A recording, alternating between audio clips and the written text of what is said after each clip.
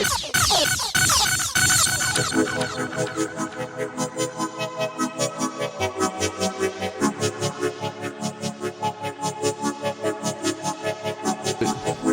the 14th day of June, 2015.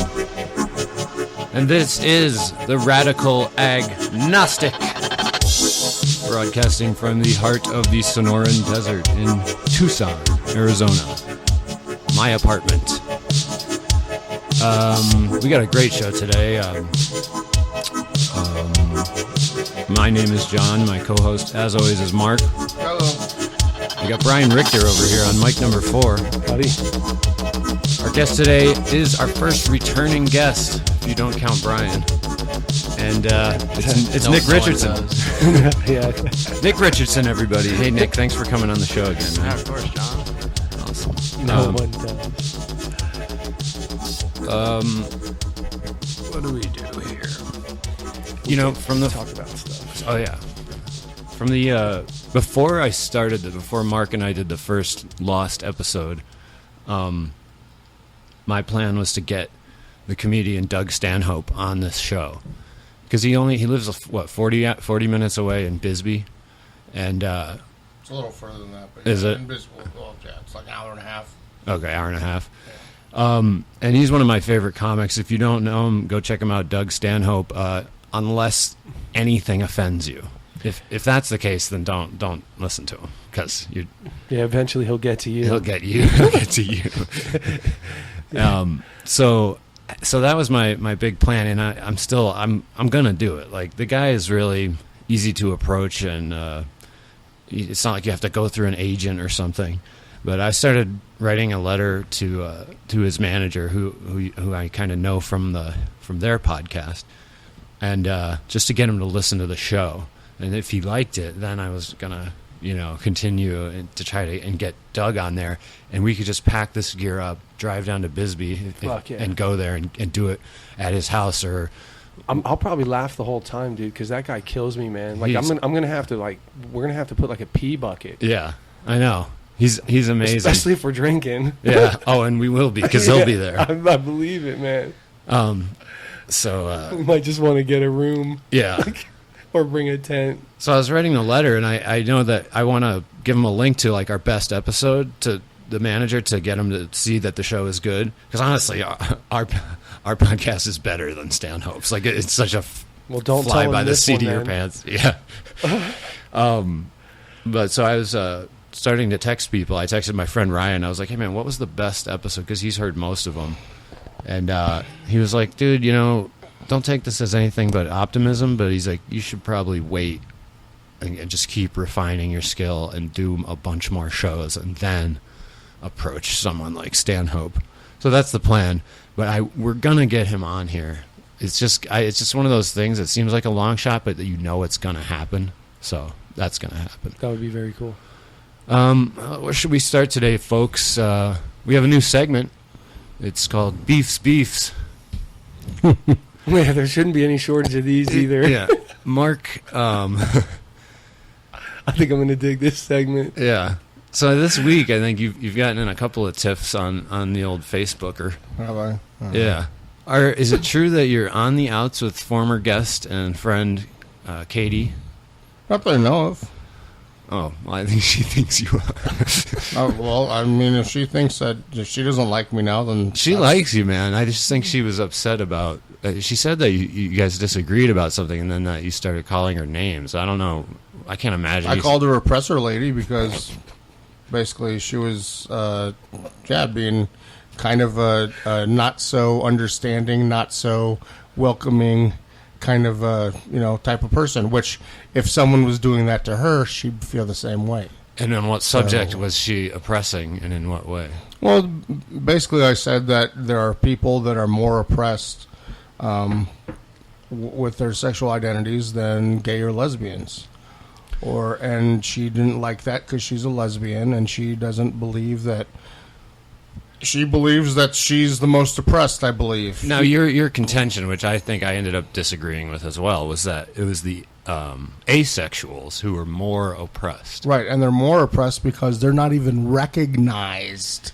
Which she, and this is, listen to this, okay? If they were recognized, then she started out saying that asexuals weren't even sexual identity, that they were a mental illness. So she started out saying the same thing that people used to say about gays. Okay? Right. Yeah. So if asexuals aren't more oppressed, why would a homosexual be saying that about them? Well, it's a different thing from saying that It's they're not a different oppressed. thing. It's the same thing. If you don't even recognize someone, if you don't even recognize that if you are doing, okay, if I was oppressed for whatever reason, for being a fat white dude, okay, and then finally I was getting my rights after years and years and years, and like people were, backing me up, and right. people were like supporting me and saying, "Oh yes, you can't say these words anymore, and you can't treat people this way anymore," and blah blah blah. And then I was to say the exact same stuff about someone else that used to be said about me. What would you call that? Well, hypocritical at the very least. Hypocritical at the very least. Right. And now my group is less oppressed than the group I'm oppressing. Right. But is it to be, say I like putting ketchup in my milk, something weird. Just because no one recognizes that, does that mean I'm being oppressed because of that? Because no one talks about it. I find that to be like not a great example for sexual identity. Ketchup and milk. It's just that what I'm saying is that it's a bigger deal. Nobody talks shit about asexuals because they don't even think that happens. Right. They don't even think anyone is asexual. That's not a fucking deal. People are not asexual. Yeah, but how is that worse than being murdered by southern white dudes because you're gay? Well, okay, let me tell you. There was a girl who I'm friends with. She has a friend who's a female who is asexual, got the shit kicked out of her for being asexual. So what do you want to call that, John? But so that really happened? Yes. Some people came up and were angry at her for being asexual? Well, a dude came on to her. She wasn't interested, so he beat her up. That's not getting beaten up for being asexual. That's getting beaten up because a douchebag got rejected. Doesn't matter. It's still the same thing. He got rejected because she's asexual. Okay, so there's a causal link there. I see what you're saying. More oppressed? I don't think I'm convinced, but it's interesting that you bring it up. It also segues into this whole thing. But wait, because I want to get into the Caitlyn Jenner thing again this week, because it's still roiling in the public consciousness, and there's a lot of things going back and forth about that. But what about, don't you think that some sexual orientations are mental illnesses? Didn't we talk about people who are attracted to children? And so are you just angry that anyone would say that any sexual preference is a mental illness? I don't know. I don't have the answers for all that because, like you said, you could say, for me, it's more about being hypocritical or just logic. And if something is something, then anything that is the same is that thing as well.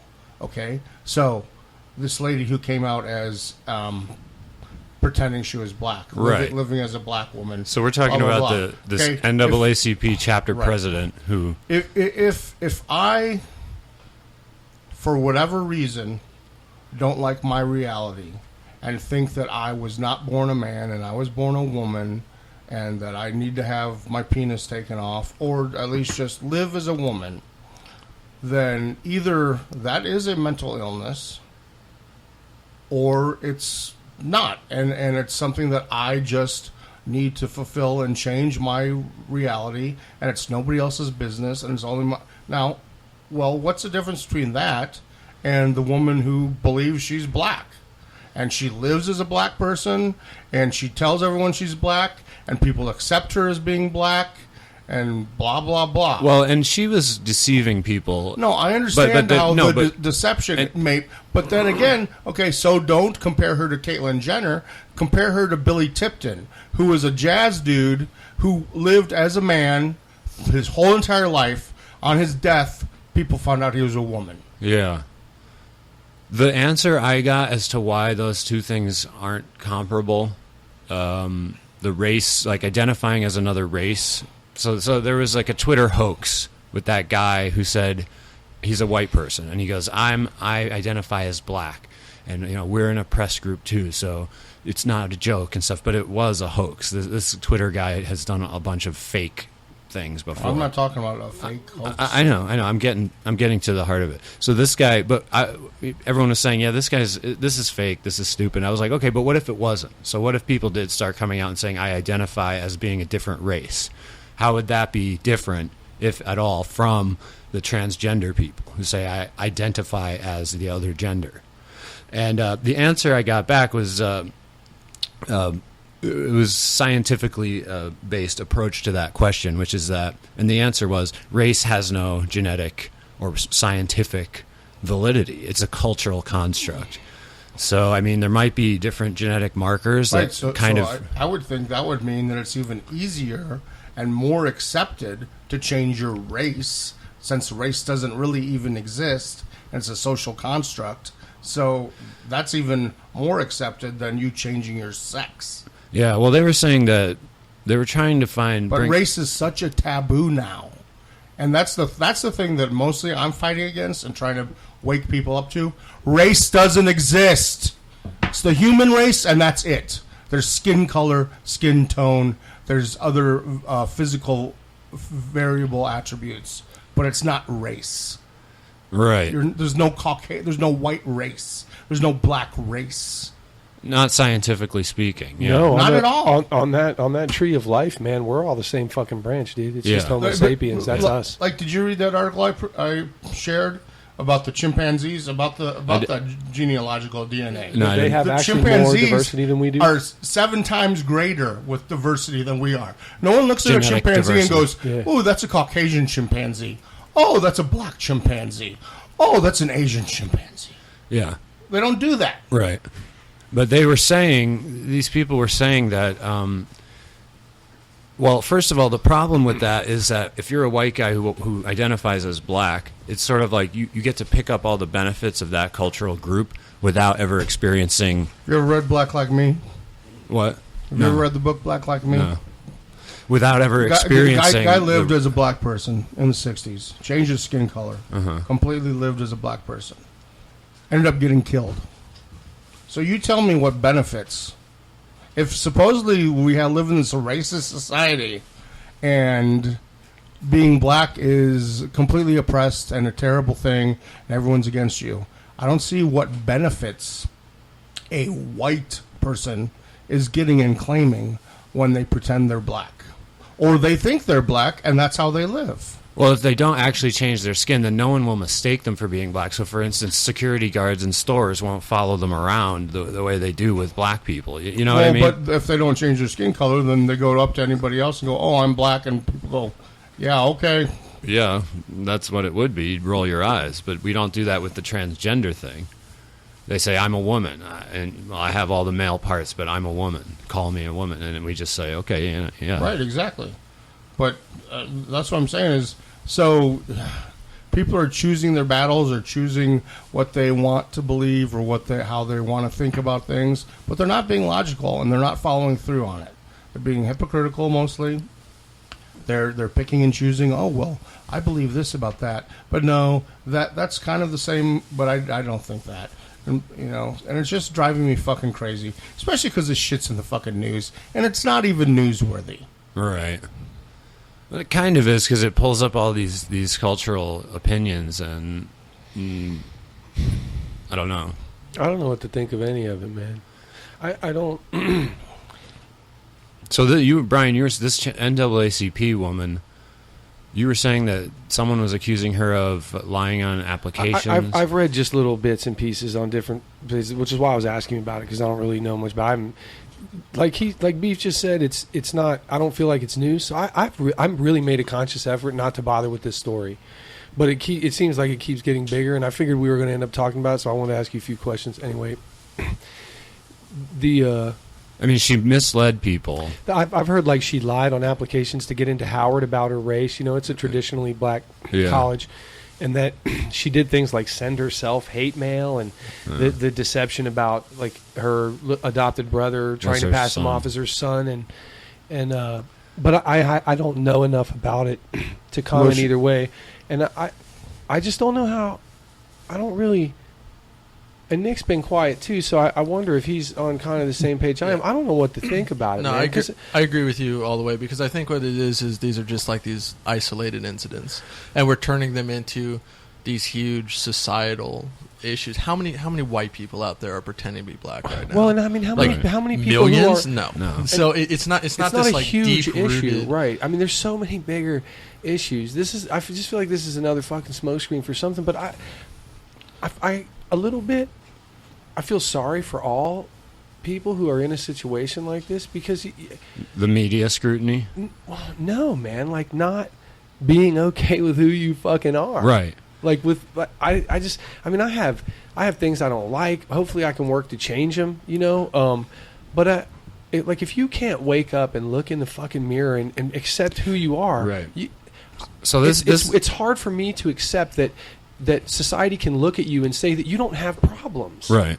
Now, on this show, we definitely lean to the left, but we are dedicated. We don't abide by political correctness, so that's out the window. So, for me, I want to investigate this issue, this transgender issue, because it's just like you were just saying, Brian.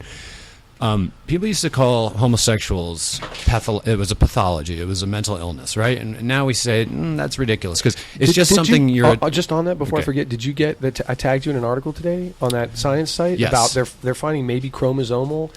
Did I say that right? Chromosomal evidence for homosexuality. Yeah, but you know what was it was one of those articles where the headline says something, and then 2 lines down it goes, the title was something, or the main thing was like, if scientists find that homosexuality, you're born with it, it's genetic. And then the 3rd line down is that they found that the conclusion showed it was a mix of genetics and environment. It was epigenetics. So different things could... I was like, Jesus Christ. So nothing was accomplished. Nothing. Right. Yeah. You just lied in the title. We're back to square one. It's a mix of nature and nurture.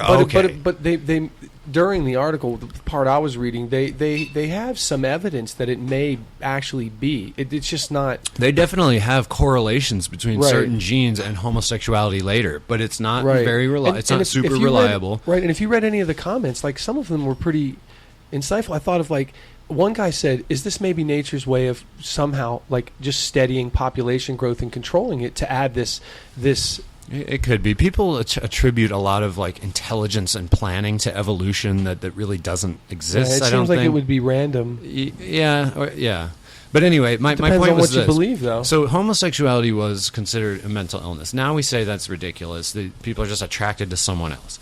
So now when I start suggesting, as I have online, that transgender might be a mental illness, I immediately think, geez, like I'm just doing that same thing again, just because it's a new thing that I'm unfamiliar with. I'm saying, well, you must be crazy if you're transgender, and I realize that's misguided, most likely. But in my defense, it is different from homosexuality and heterosexuality are just 2 versions of the same thing. It's just who you want to have sex with. Same with bisexuality, but with transgender, there seems to be an analogy with something like anorexia or body dysmorphic disorder, right? Because you're not comfortable in your body. So but I don't know if that's true. I mean, I would buy into that and completely believe that if people who are transgender always wanted to be a certain type of female or male.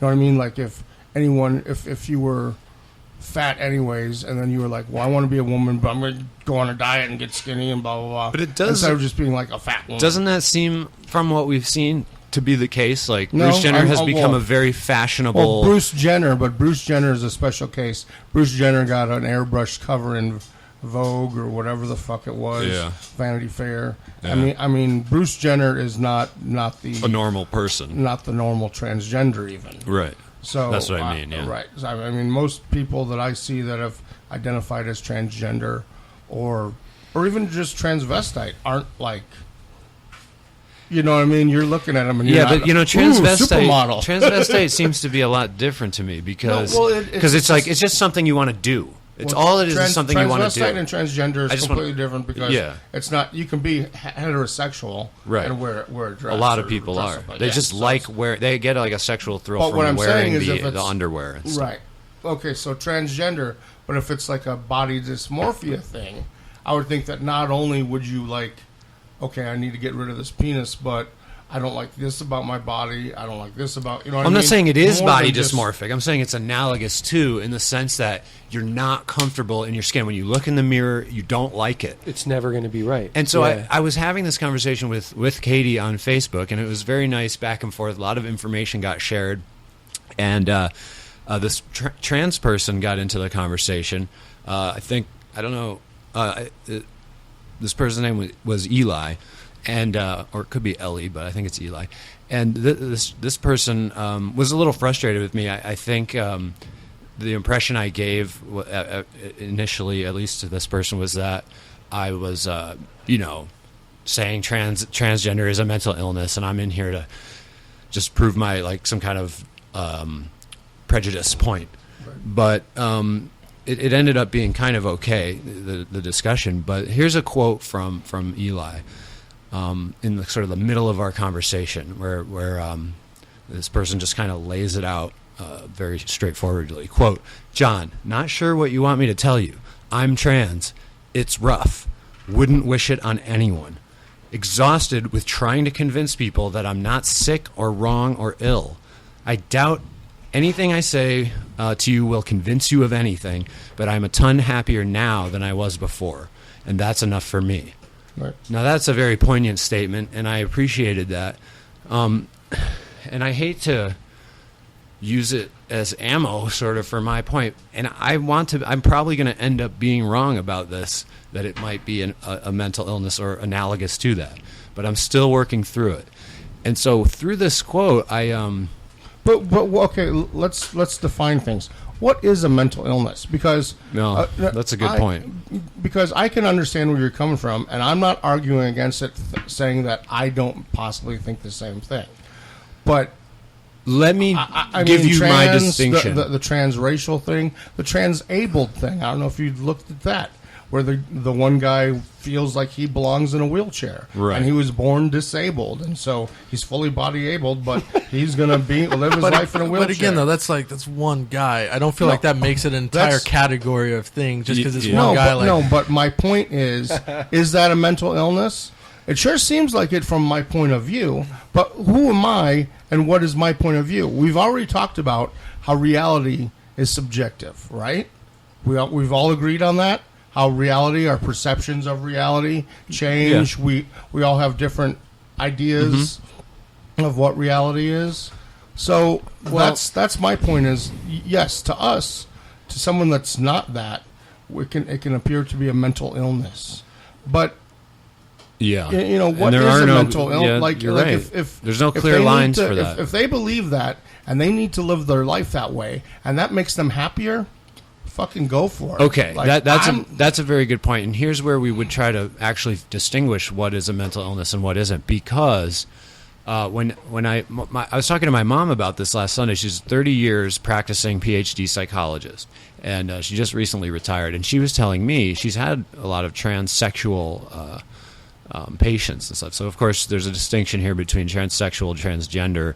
Transsexual is when you start changing the body to become the other gender. In other words, taking hormones and then getting surgery, breast implants, breast removed, penis removed. And they have to go through a whole battery of tests, psychological tests, to do that. That's true.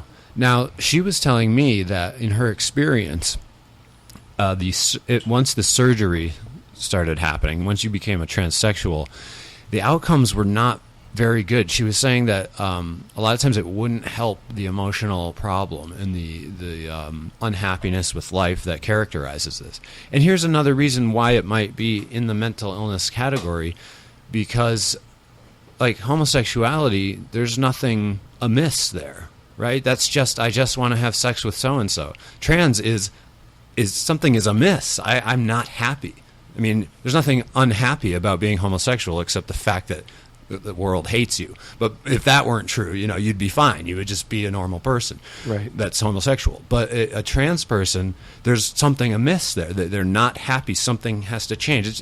And it could be analogous to anorexia, or it could be analogous to plastic surgery addiction.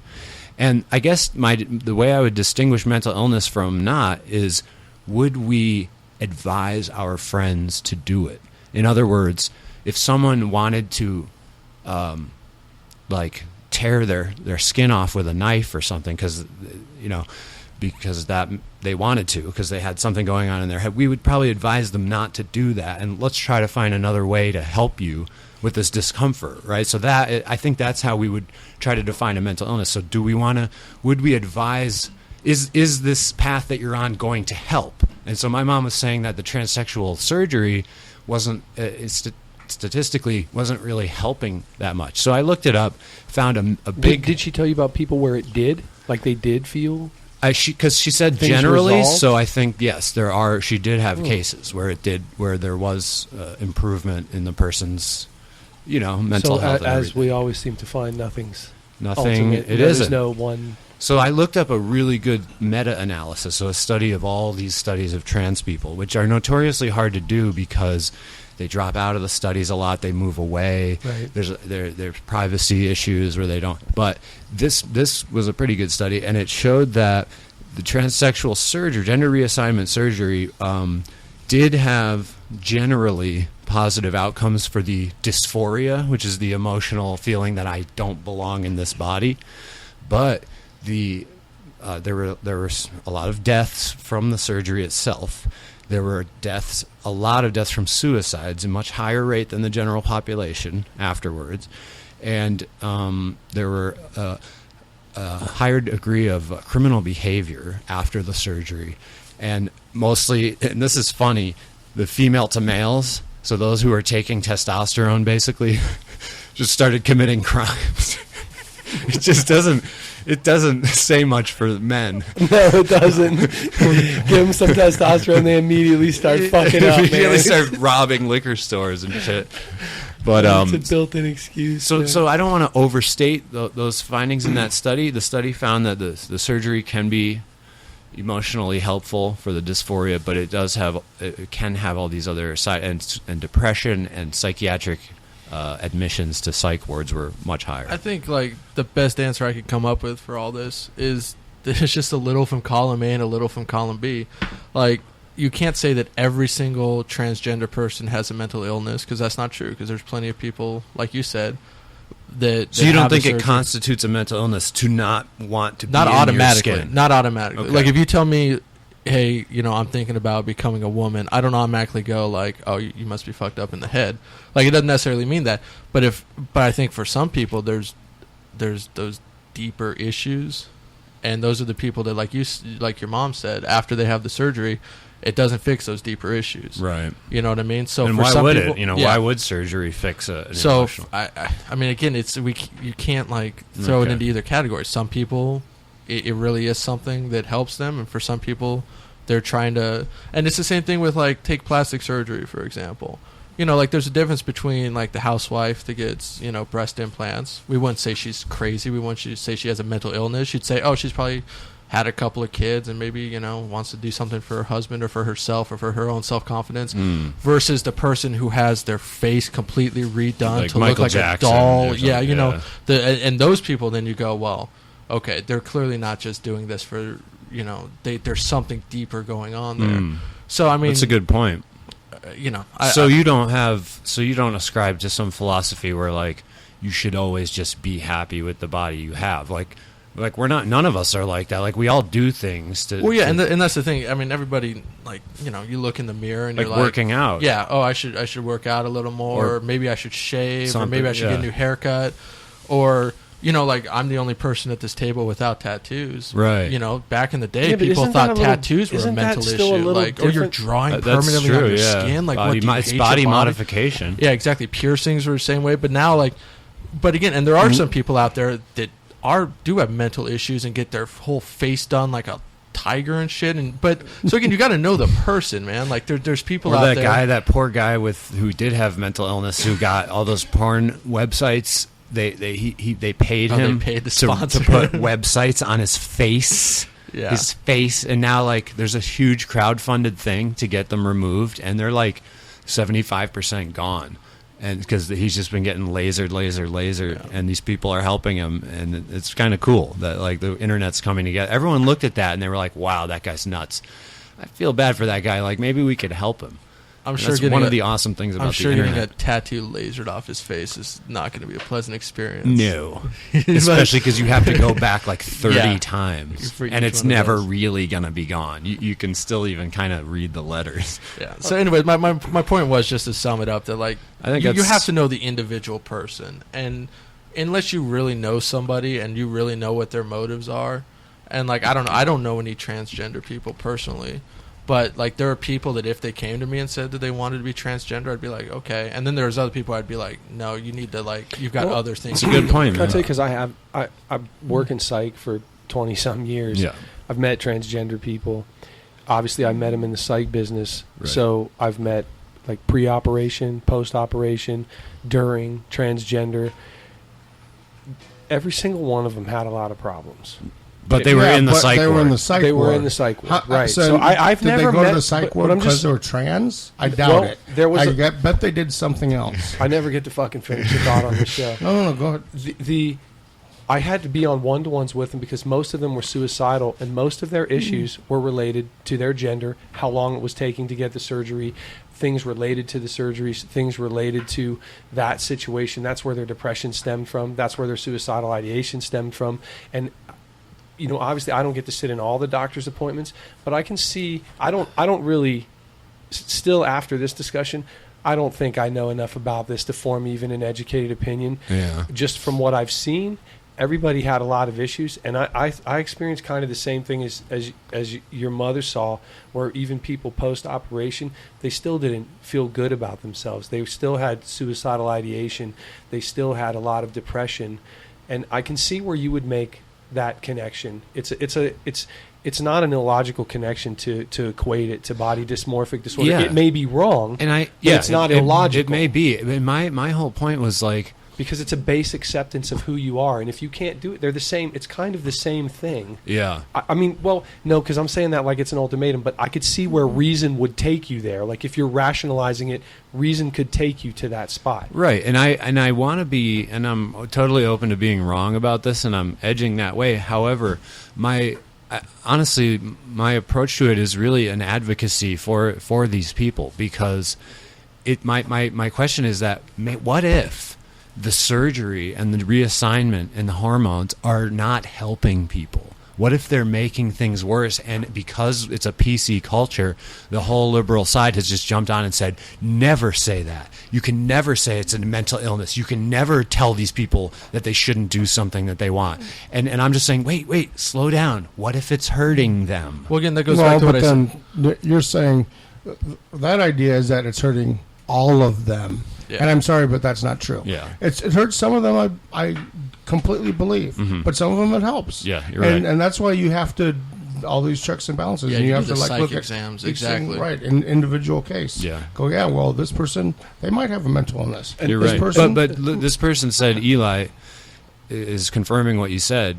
I'm a ton happier now than I was before, and that's enough for me. And that was very powerful. But what I noticed, and I'll get right to you, Brian, is that they said, or she said, or I'm sorry, Eli said, I'm trans. It's rough. Wouldn't wish it on anyone. And I was thinking, I mean, and that can't be just because of societal gender norms. That's because you would feel that way probably in any culture if you were born into that same sex that you didn't feel you belonged to. So there's a dysphoria, there's an unhappiness at the base of this whole condition. That's why I said, well, look, this might be a mental illness, because like I said, Well, I here's think my it's all point: is wrapped that up. if I can, is that homosexuality in a world where there were no cultural gender, blah blah blah, where homosexuality wasn't considered a sin, homosexuals would just be normal. They would be fine. They would have sex with who they wanted, and that's the end of it. But a trans person in that same culture where there were no gender roles or anything would still be unhappy, would still not feel good. There would be dysphoria. So that's why I made a distinction between the homosexual and the transgender person, because at the heart of being transgender is a dysphoria. It's an unhappiness and a discomfort. Well, it's unhappy with reality or what they're looking at in the mirror. Right. Their feelings and what they see. And my other thing is, how do you know that you feel like a man or that you feel like a woman? Because that was my whole philosophical point, is that I don't know. I can't tell you right now what it feels like to be a man. Because being a man and being a human, those things mix, they intermingle. I don't know which one is which, so I can't tell you that I feel like a man. So it's hard for me to understand, and that's probably at the root of my whole being wrong about this, is that I don't understand it, and they do. They feel like a man or like a woman, and they know what that is, but philosophically I can't wrap my head around feeling like such and such. Well, it's one of those things you probably never will, like, Right. and you'll never know what that's like. I mean, it's the same thing with like depression. You know, if you've never been depressed, and someone who suffered from depression, you know, you go, oh, you should just suck it up, man. Very and good it's like point. until you suffer from it, and you're like, oh, you don't just suck it up. It doesn't work like that. Yeah, but it's something that you can't. It's not like the flu where everyone here's had the flu, and you go, oh man, I feel sick, and they go, oh, I know what that feels like. Right. If you haven't had it, and I mean, I'm going to go and assume probably it's not something. But then that's my other question: is this something that, like, from the time you're 6, you know you want to be a woman? Do you think Caitlyn Jenner, when she was 6 years old, wanted to be a woman, or do you think that it's something that can happen to you later in life? That it you know? I do know that when the surgery is done later in life, it's less likely to work or to help and make the person happy.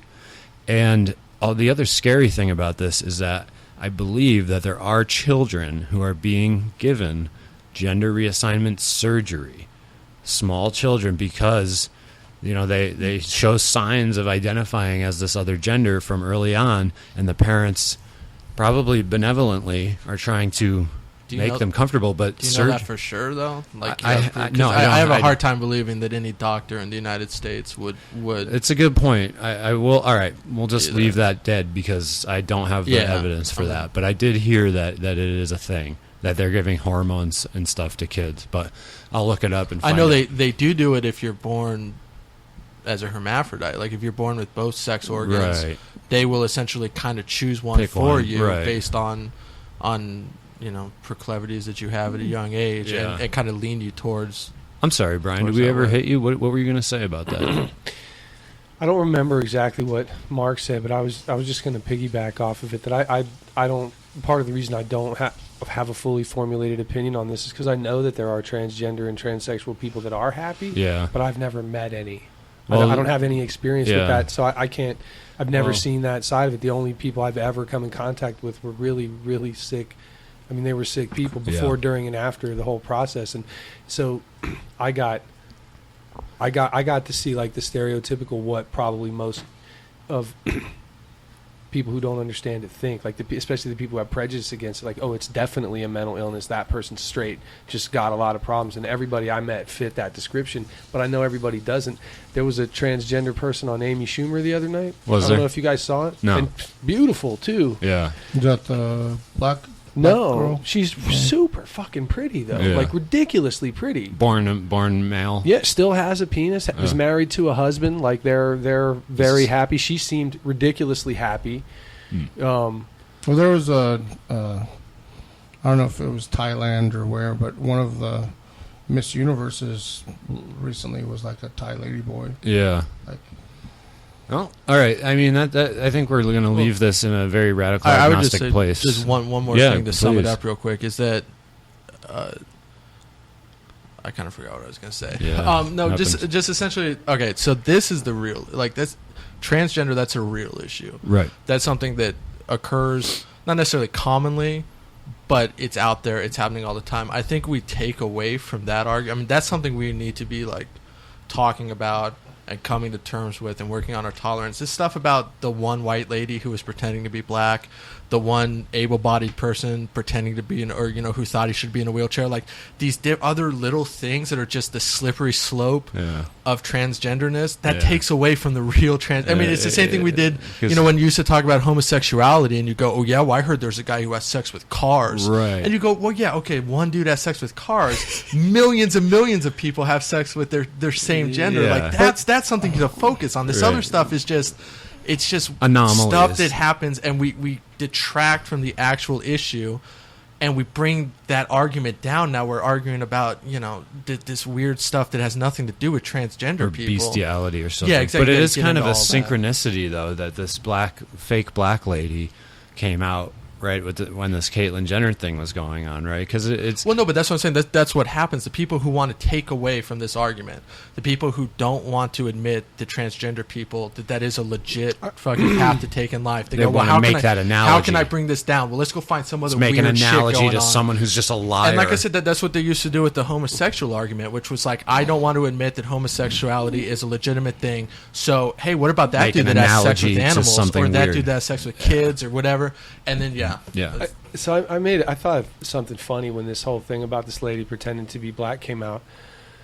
Because I read a story a few months back, and if somebody else read it, chime in, about a kid who you had to go to school and do a thing as one of your heroes, and or as a prominent person in history. Mm-hmm. And when I did this in school, I went as Gaddafi. It was awesome. Like I still have a little picture of it. And my dad was an it's Arabic crazy that he was linguist, fucking in power back then. Yeah. So then he schooled me on all Gaddafi's history and his stuff, and so I got up there and did a little presentation. I had a little uniform on and everything.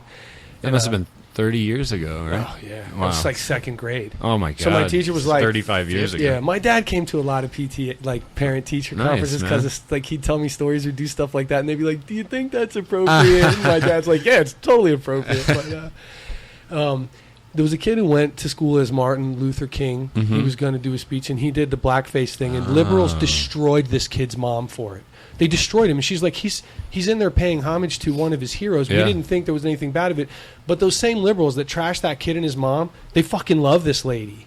She's so cool to them. She's trying to help black people. She's doing this. What's the fucking difference? Oh, they love this end of Lacey they Peely? love her. No, She's not crazy. necessarily. No, Every single liberals don't. liberal I've seen or read pissed about anything. it? Yeah, they're pissed about it. They don't like it. Maybe Because I'm they're just saying not that looking at the she's right comments. they're saying, well, I'm sure there are some. How do black people feel about it? Is anybody hearing anything from them? Like, No. I haven't talked to Keith or anything, but I wonder how black people actually feel about it. I think I obviously don't I'm sure know, there's but I think I black would people that feel are So pissed. people are off. mad about it because Black I people don't. that don't care. Nobody I'd be that a little I've- bit pissed. I Yeah, think. but nobody that I've heard is pissed about it. They're Yeah. like people. Well, the people that I'm reading their comments, they're saying like, "Well, so what if she identifies with with a different culture, and if she's trying to help people who yeah, are but oppressed?" it's the lying. Yeah, well, I agree. If you're disingenuous, like how far will you take that? She's going to make a statement either today or tomorrow. Well, so and- we'll see what she says. And to talk about her, just like, so when she went to Howard University, everyone knew she was white. I don't know what she put on her. Okay. Her See, I don't know anything about it, so her this is all going to entrance be exam news to or me. whatever Application. But when she was actually in the university, they were talking to people, and everyone was like, "Yeah, she was white. We knew she was white." Right. She like painted black people and had this big thing about black people, but we all knew she was white and blah blah blah. And so then the thing is like, so then I know she lied about this. Like, so I'm not defending her lying. I'm not saying that she doesn't have a screw loose possibly. I'm not saying that there isn't something weird there, you know. But she basically lived her life as a black person. People believed she was black, and they accepted her as being black. Then she lived her life. She wasn't like monetarily gaining from this. She didn't like become black and then like get rich off of it or something. She lived her life and she did things to promote the black. Look, she was people. advocating. She was advocating for them. black. She was, yeah. you know, so my point is, the main thing that I have against whether it's Caitlyn Jenner or this lady or the dude in the wheelchair that thinks he was born disabled is just like this whole public shaming thing where everyone comes down on these people and like, oh, fuck this person, like I can't believe it, this is so ridiculous and retarded. Yeah. Like, oh, But hey, they man. need to be. Hey, It's man. like there's so That's much the internet, others. dude, and that's how it's gonna be. I know, but there's so much other stuff going on with other people that are really fucking awful. Well, and no one's saying shit about them. It's weird to me that I haven't seen the same thing you guys have seen with people kind of taking it, going at her. Because I Oh, see no, like, everybody Liberals defending her. are probably all the divided. liberal- No, they're probably divided. No, but all the liberal websites, Huffington Post, Salon, all the ones that Jezebel, all the ones that constantly put out this liberal fucking Message, ideology. They're all. This is why you shouldn't compare Caitlyn Jenner and Rachel Dolezal or whatever her name is. This is why Yeah. Rachel is Okay, a so horrible I liar. guess It's I guess for the most part I have avoided it, and I haven't read any of the articles. I just I feel like one of those dudes who posts the meme that says I'm just here to read the comments. Yeah. I've just been kind of seeing what everybody's saying about it. Yeah, and me too. I don't see what the difference is. Like this kid goes to to be as Martin Luther King, and I know then that's a really great example because it's a bad there's thing for nothing him. But wrong with that. No. Like, Here's the putting thing on about- blackface here's the thing about to look blackface. like a guy from history. Blackface is one of those things that everybody hates it, but they don't understand the root of why they're supposed to hate it. Blackface, Right. The originally in the minstrel minstrel shows, where Yeah. literally white people would paint their face black and then act like monkeys. Yeah. Like Yeah. literally No, I like know- I monkeys. know what- No, where I know it's you at. do. Yeah. I say, though, most people don't understand. So Do you know in that that the context, black blackface is offensive. Dressing up like Martin Luther King Yeah. and putting black on your face, that but should did not anybody be else- considered did you read offensive. that I'm He's story sure not though? mocking black people. He probably didn't even have like the white lips or anything, right? No, or the he white didn't. eye. It was He just didn't. black makeup. Yeah. But it created a storm of Yeah. controversy. No, that lady Jesus. got all this hate mail, and Well, you're not even supposed to say you're 8 years old and you want to go as Sitting Bull out for Halloween. You put an Indian headdress on or something like that. People are going to slam you now. They're going to be like, "Oh, what are you doing, appropriating this culture? And you're not from that. And what are you doing?" And blah blah blah. And it's like I you're don't know 8 if that's years because old. people have been playing Cowboys and Indians forever, so I don't see But that. now- Well, there could I'm be reading controversy that. I'm now. telling you that there's Native Americans that I'm friends with that are saying this, and there's white liberals who are saying this. And they're saying, I kinda if you dress understand- up like some other culture that you're not. You're a piece of shit. It's like they're 8 years old. They're going to Yeah. Halloween. Fuck you. Because again, that's I'm the not- difference between are you doing it to mock them or you doing Or it are you to doing honor it- them. 'Cause That's even what the I'm black saying is people- they're not even In the minstrel thinking about that anymore. in the minstrel shows, even the black people had to wear blackface. Did you know that? No, Yeah. I didn't know Yeah, that. because you couldn't be. You had to be a- comically black Yes, almost. you couldn't be just black on stage. You couldn't be an actor. This is like 1910. We're not talking about slavery. We're talking about Yeah. the early 1900s, and they would have to go up there. And I wrote a big paper on minstrelsy and minstrel shows, and it was interesting, man, because these black actors, they were usually from like the very few wealthier middle class black families, and they would become actors, and they were well educated and very intellectual, and they had to play out those black stereotypes on stage, but then they would also throw in some other stuff, some challenging stuff that challenged all those racial issues of the day. But they still there were gangs of ruffians in New York City that would chase them down the street and beat up those actors and everything. But anyway, we were talking about the internet and the. Well, I just want to say one more Okay. thing about the transgender. It's only been an hour on that subject. Did you guys know about the MMA fighter? Yeah. Yeah, Joe Rogan spoke out against that person. Right. So what do you think about that? So that was If a man. If someone was a man and they get a sex change to become a woman, Right. then they're going to fight in The women's, women's or they're just going to be in women's and sports to begin with. Yeah. she's fresh out of the surgery, so she hasn't lost all that muscle mass yet. Well, they've been taking hormones for a long time, I'm sure, with estrogen. But So still, that's like going if you to look at soften her, you up. bigger hands, bigger But- shoulders, yeah. bigger. There's bone structure issues. There's bones, just like you said, bigger hands, bigger shoulders. There's bone structure issues and just that remaining muscle. I mean, I'm sure Ronda Rousey would kick her ass, but that's a very good point, because no one wants to see a man beating up a woman on TV. No one wants to see that. I mean, a few assholes do, but Well, and that's what I'm saying is, and then also you have the the subject of, okay, well, The locker are rooms. women as equal to men in every single aspect? Like you said, Ronda Rousey might be able to take her, but I don't know if that's true. Maybe I don't maybe either. she wouldn't. I don't know how big the Okay, the but squirrel what is. if you put Ronda against the top guy at 155? Can she beat him? No. Why?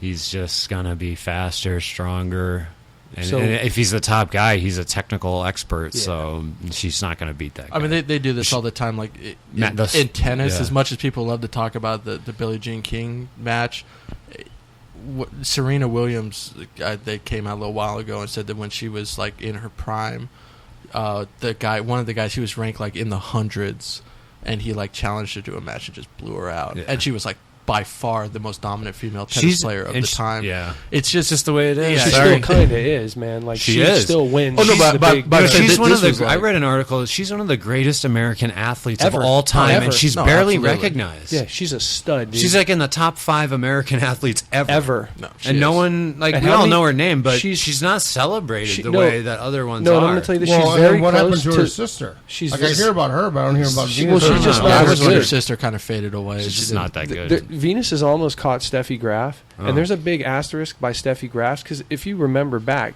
Monica Seles was on the come up then. Yeah, I watched a when she lot of got women's tennis stabbed then, by a and Steffi Graf Steffi fan. Graf fan stabbed her in the back, and Monica was starting to bump Steffi off. She was beating her in a lot of tournaments, and then Monica was gone for a couple of years, healing like physically, psychologically. Just being able to get back on the court and turn her back to the whole crowd again, Yeah. like things like that. Moved to America, like got out of Germany and the whole thing, became an American citizen. Huh. So Steffi won more tournaments that I'm fairly certain Monica Seles would have won. Mhm. So when Serena catches her, which I'm pretty certain she will.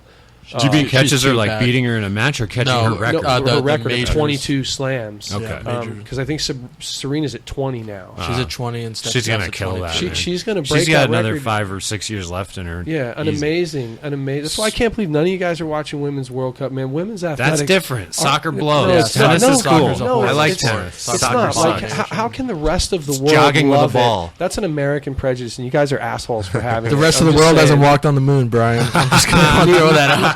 So Neither have we.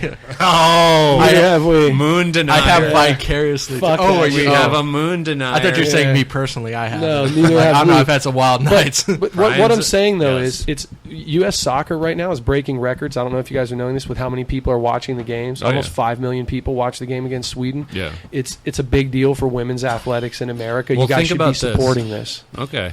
Well, I don't support women's I'm- athletics in any way, so Well, you why would I should, start man, now? Because it's empowering to women. I know it's great. It's just So you not gotta- something you gotta I get behind spend it. energy on. I'm not watching NBA finals or NHL Or the finals NHL, either, yeah. so I don't. Yeah, what about well, hockey, bro? I don't.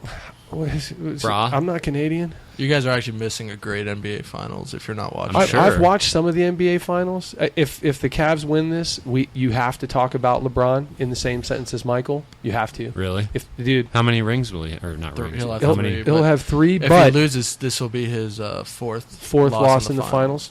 But Cleveland has no one right. They have LeBron and a bunch of scrubs. So he's leading the team, He- just kind of like- like Michael did. Like Yeah, I but love Michael Scottie had Pippen. Michael I had love more than Scottie LeBron Pippen. has right here. Yeah, well, okay. and that's why in the last game they fucking got spanked. They did. Yeah. And this Steph Curry kid, I'm going to tell you this, John. I've been watching basketball for a long time. Yeah. I've seen a lot of good shooters. Yeah. I've never seen anybody who can shoot like this. I've never seen anybody who can shoot like Steph Curry. Yeah. It's ridiculous. We were talking about It's Steve so Kerr, pretty. which is weird because they have Kerr's the his same coach. name. Yeah, Yeah. and he's his coach. Yeah. Because Kerr was on the, for those of you that he was on the U of A. three-peat Bulls team and was just draining three-pointers and free throws. He had like a 91% free throw percentage. Well, and he for a And long he time he won a was title the with the Spurs. he too. won several titles with the Steve Spurs. Kerr He was has a 5 great. rings. He was a great 3-point. He was a great set shooter. Yeah. He was a great. Steph Curry, the way he shoots, and he shoots off the dribble, and he shoots moving, like left to right, And it's pretty, bro. It's I mean, it's a unbelievable. pretty shot. Beautiful Yeah. backspin, like perfect arch. You know what I read? I'm so glad we're talking about sports on this podcast. Yeah, This is really it's what about this time. a podcast handful is. of people will enjoy that. Other people will kind of let it. So what do Go- you but what do wait, you wait, think wait. then, Nick? If they win, do we have to talk about LeBron in the same sentence with Michael? Do we have to? Because Scottie No. Pippen already says that we do. He says skills wise and talent wise that LeBron is better than Jordan. What? Scottie Pippen said it. How could Scotty betray his man? I thought it was like, it's almost like fucking blasphemy to well, say he's that. probably pissed, man. He gets no love. Scotty gets no And love. Scotty should get love. Scotty's badass because they were one shitty call away when they call that stupid-ass foul on Scotty in Game 7 of the conference finals. They were one foul away from going to the championship without Jordan that next year, and people forget that shit. Wait, not the champion. The They were championship? going to go to the NBA Finals. They lost to a shitty call. Oh my Scottie God. Pippen, a shitty foul call. And I even remember who they said he fouled. Was Hubert fucking Davis. So they were in the Final Four, if you will? Yeah, they were in the Eastern Conference Finals in Game 7. Against the and they Knicks. called a Man. shitty foul on Scottie Pippen, and How it cost crazy them the is that? series. How crazy is that they were still in the top 4 teams? You're absolutely the right. year then. that Jordan left, they still won 57 games with Scottie Pippen Oh and Tony my Kukoc God. leading the team. Well, and Phil Jackson. And Phil Jackson. Still won 57 who was the games. who was the shooting guard?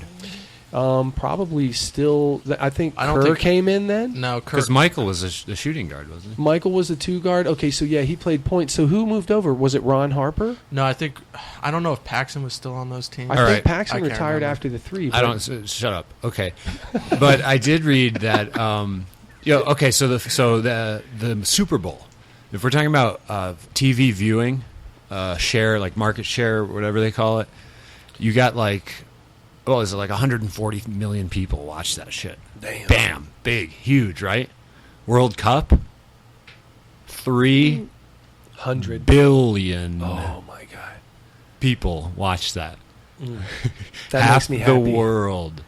That just shits on the Super Bowl and kicks it into the Well, 'cause gutter. The Super Bowl is mostly U.S. It's all a US. Football's a Soccer's U.S. everything sport. else. I know, So- but soccer- in defense of Brian's defense of soccer, I'm just saying. No argument. Think about it's the that. more popular international sport. But here's another thing: how much of soccer's international popularity is the fact that in these third world countries, it's such an accessible sport? Yeah, it's I mean, all we need is a soccer ball, and me and you could go play soccer right Sure. now in the parking lot. yeah, We couldn't go and some play. cones or just use your T-shirts as a goal. Yeah, we couldn't go play a one-on-one football game.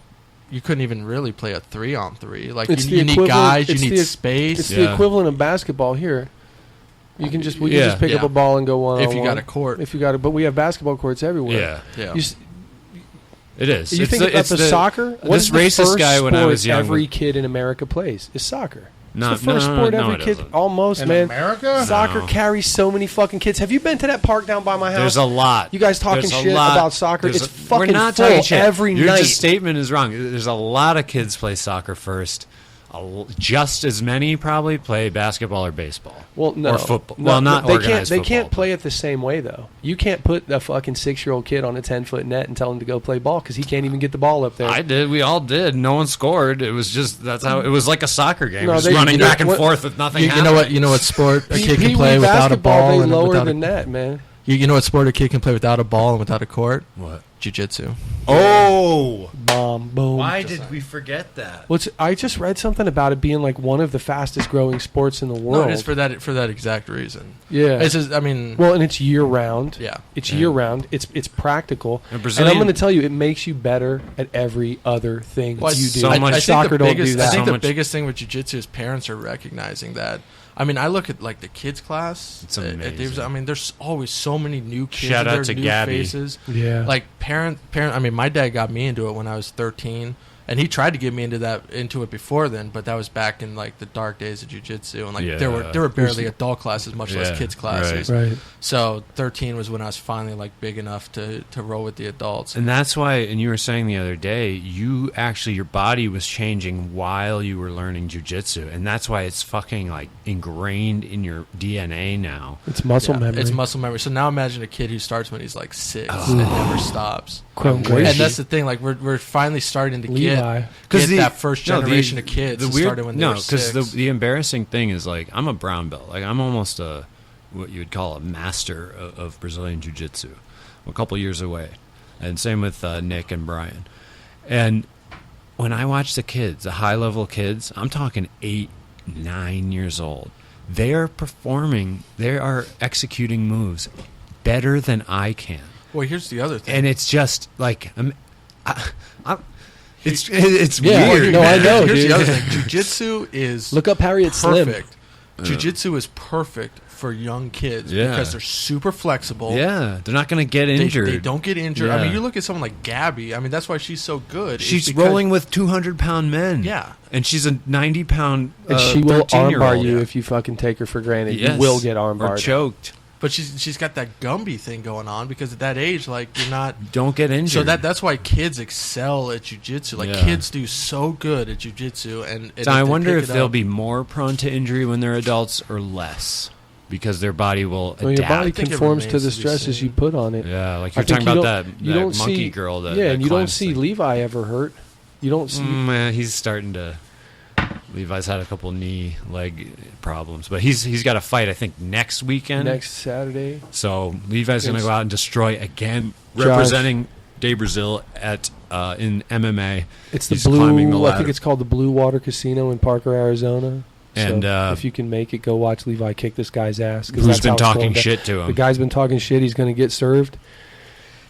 Levi's one of those kids who we've been watching do this since he was little, and you can see that he's already a beast, but he's got still a pretty high ceiling, man, to where he can go. We were talking about how weird it is that people like this NAACP woman are getting all this attention and reaction on the internet. And the internet, I almost don't think people realize the effect that this technological advance is having and is going to have in the next 5, 10, 20 years. And one theme that runs through a lot of entertainment and internet use that I noticed was this weird human obsession with watching humans doing human things. We like to watch our own kind doing things. So we have movies about mundane. There's a lot of independent films, right, where it's just mundane activities, or normal films with a plot line and everything. We love to watch ourselves. But that happened before the internet. Yeah, it happened with entertainment and theater, even in the Greek times. Isn't that books? Yeah, too? books, Like everything. it's- Yeah, We want to go away. definitely. And I'm just saying, this is kind of interesting. We like watching ourselves do the things that we do. But the internet and video games have pushed this to a whole new level. So I don't know if you guys know this, but there's something called Twitch on the internet, which is a site that you go to watch people play video games. And there's millions, tens of millions of people using this service, going to watch. Like now, I've had like I think Paula, like certain games that I've played on Xbox. Do you think anyone's masturbating while they're watching it? Definitely, It's the internet. it's the internet. It always involves It's like masturbation. at least 50% of them. But like Paula Remember when likes Chat to Roulette watch first me. came out and you were like, oh, this is so cool. And then the first time you clicked it, and it was just some dude jacking off. And you're like, never mind. I'm done. A lot of people like watching people play video games because the video games are awesome now and they have plot lines and it's- stories. It's the camera's on the screen. It's not on the person playing the game. Yeah, that's a good You're point. not watching the person press Right, the that's what I'm buttons. saying. You're Yeah, You're the actually watching the game. You're watching like a happen. live action like Right. movie because you know it's you're you right. know it's funny. Like Christine used to like to when I first got Lara Croft, like Tomb Raider. Yeah. She would be asking me. She's like, "Are you gonna play the game Yeah. tonight?" And like she'd sit behind me and watch. Yeah. 'Cause she's like, "It's cool. It does have a." and that has all these puzzles and stuff, so Yeah. it keeps you Yeah. interested. Well, I liked I- having the help. She'd be like, Yeah, yeah, "Try this." try I'm like, this. okay, yeah, fuck, I'll try that. Well, Like, I've got a friend that watches, and I don't know if it's on that site or on YouTube or what it is, but he watches games. Yeah. But he plays this game, and so then he watches it to like. well, dude, I don't know why to see Yeah, bro. strategy or see whatever. But blah, a lot blah. of people do it that can't afford the game. Like I do this. Like Oh, really? there's a game called Star Citizen coming out, crowdfunded. They've made like $70 million from crowdfunding alone, and they're building this space simulator, and it's this persistent universe. And it's so awesome. And you have to buy. It's going to come out like at the end of this year or next year.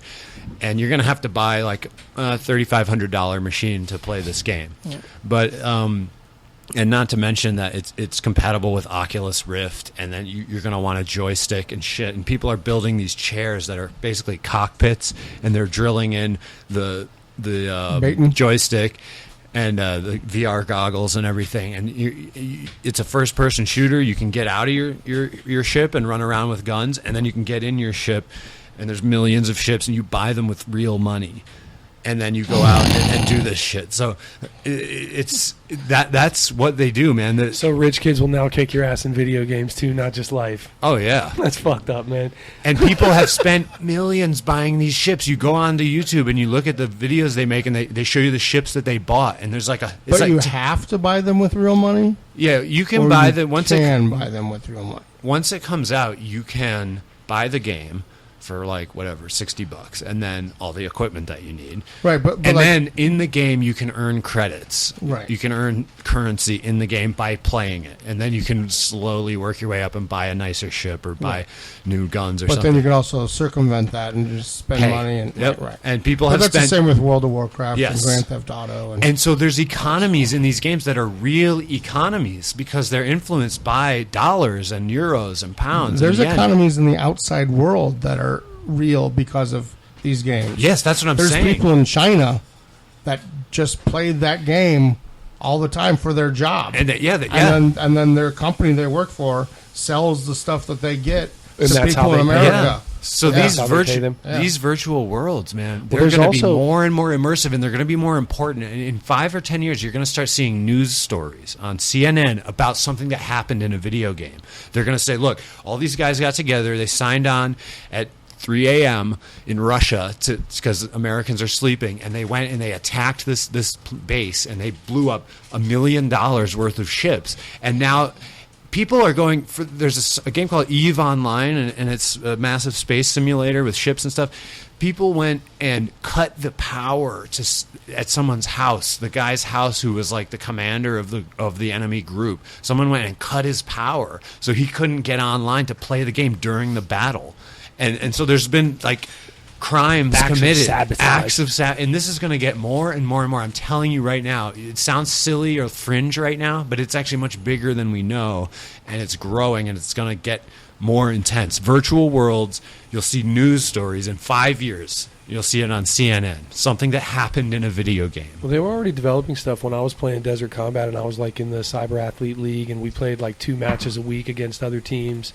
And they EA had developed something called Punk Buster that would catch guys hacking, like with accuracy rope bots and like automatic headshots and stuff like that, or like tank cheats where I'm like, because I've called people out, I'm like, stop the game, get an admin in here, and I'm like, I just fucking hit this BMP with 2 rockets right in the side, and it shot me and killed me after that. You're fucking hacking, dude. Yeah. Like, it's that simple. But you never really know, though, because when we used to play like Nintendo, like your friends would come over, and one guy would always just get pissed because he would keep losing. No, and he'd be like, the game's cheating. Sucks. The game is cheating. Remember guys saying it? The game is cheating, throwing the controller down? That happened all the time in my life. I don't know about you guys. Yeah, well, because I'm good at video games, so I was smoking a lot of people. But when you broadside a BMP with 2 missiles from your Bradley and it doesn't blow up, it's a light armored vehicle. It should have been gone. Like, that guy actually did get busted for cheating. But so the whole watching video games thing... Bradleys don't shoot missiles, Brian. This one did. Maybe that's your problem. From my recollection, that all started with that. Pot on it, Nick. Fuck you. With that video game Dragon's Lair. I don't know if you guys remember that game. Not really. It was It was just animation. I think maybe it was Disney or maybe it was somebody else. And you were a knight, and you had to go through this castle and fight a dragon or something. And basically, it was just an animated movie, but there would be a point in the movie, like, every 10, 15 seconds, where you would do one of 2 things, and then depending on what you did, it would move on to the next thing. Right. And you might die, or you might go to the next thing, or something else, or whatever. And it was the first game I remember being 50 cents. This was probably in 84. Wait, what was this? He's talking about Talking about a video game, like you go to the video arcade. Oh, an arcade in a mall, and it was 50 and cents. you would play video games. Yeah, do you remember those, John? Yeah. Arcades at malls. I do. I was there. Nick does not. Nick doesn't remember. And it was the first game, motherfucker. The first game Mortal was Kombat 50 cents, and it was the first game I remember that. So it has the game, then it has a monitor on top of the game because there's so many people behind it. to watch it. Yeah, I remember Dragon's waiting Lair. in line. It Yeah. was like a cartoon. Yeah, it was a complete cartoon. And it was frustrating as And shit it was because if also- you made the wrong choice, there was no getting out. Like, you couldn't wield the fucker Yeah. to get out of it. It just sent you into an animated sequence, and you got crushed, and that was the end of it. Right. That was also the end of my video game playing because I was like, you know what? Fuck this game. I don't give a shit about this stuff at all.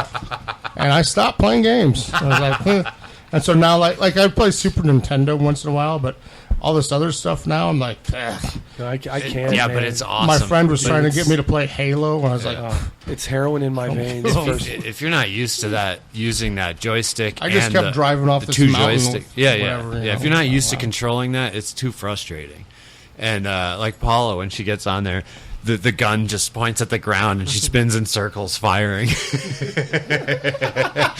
I got out of video games because I used to play, like any normal high school kid. I played some video games, but when it all went to Xbox Live, because I lived out in the boonies, we didn't have cable internet. We had dial up. So you had lag. And you couldn't even fucking connect on dial-up internet to Xbox Live. So like all my friends, they'd be playing Xbox Live and I couldn't. So I just kind of that was when I kind of stopped playing video games. That's how I got onto the PC games and online gaming against other people, and I just got I literally got addicted to it. I was hiding it from hiding it from my wife. That's the reason I don't buy and play video. I don't Me have the new neither. Xbox. They're too good. I had to Simple. stop. Too good.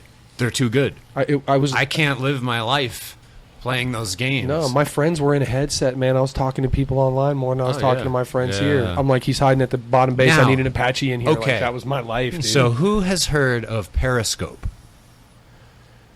Okay. Like on a submarine? Nope.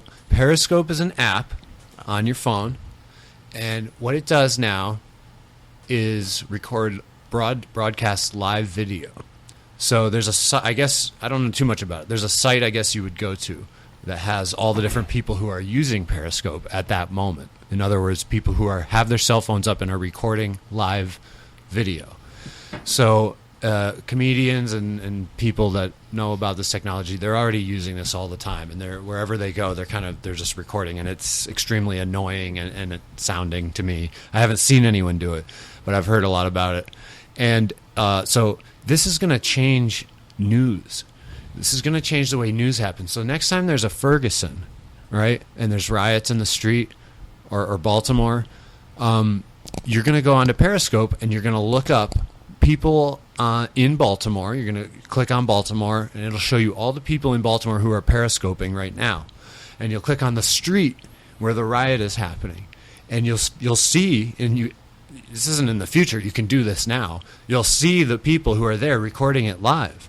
So this is going to change news because no one can lie to us anymore, basically, because we're going to have live broadcasting of every event that happens. Once this catches on, everyone will be, a lot of people will be doing it. Actual transparency. Yeah. Actual. well, Yeah. but and I once don't- 5G comes out, which is supposed to come out next year or the next year after that, it's supposed to be 10 times the speed, the bandwidth of 4G. In other words, video is going to go flying through the air so fast. You'll be able to download a movie. If the plane's about to take off, you'll take out your iPhone. You'll be like, oh shit, I want to watch this movie before I lose my internet connection. You'll download a movie in, I don't know, a minute, 30 seconds max. 30 seconds, maybe 10 seconds. That's when 5G comes out. So this Periscope thing, I think, is very interesting, very important. I think it's connected to the human obsession with watching humans do human things, and B, this video game watching other people play video games thing. I think it's all connected.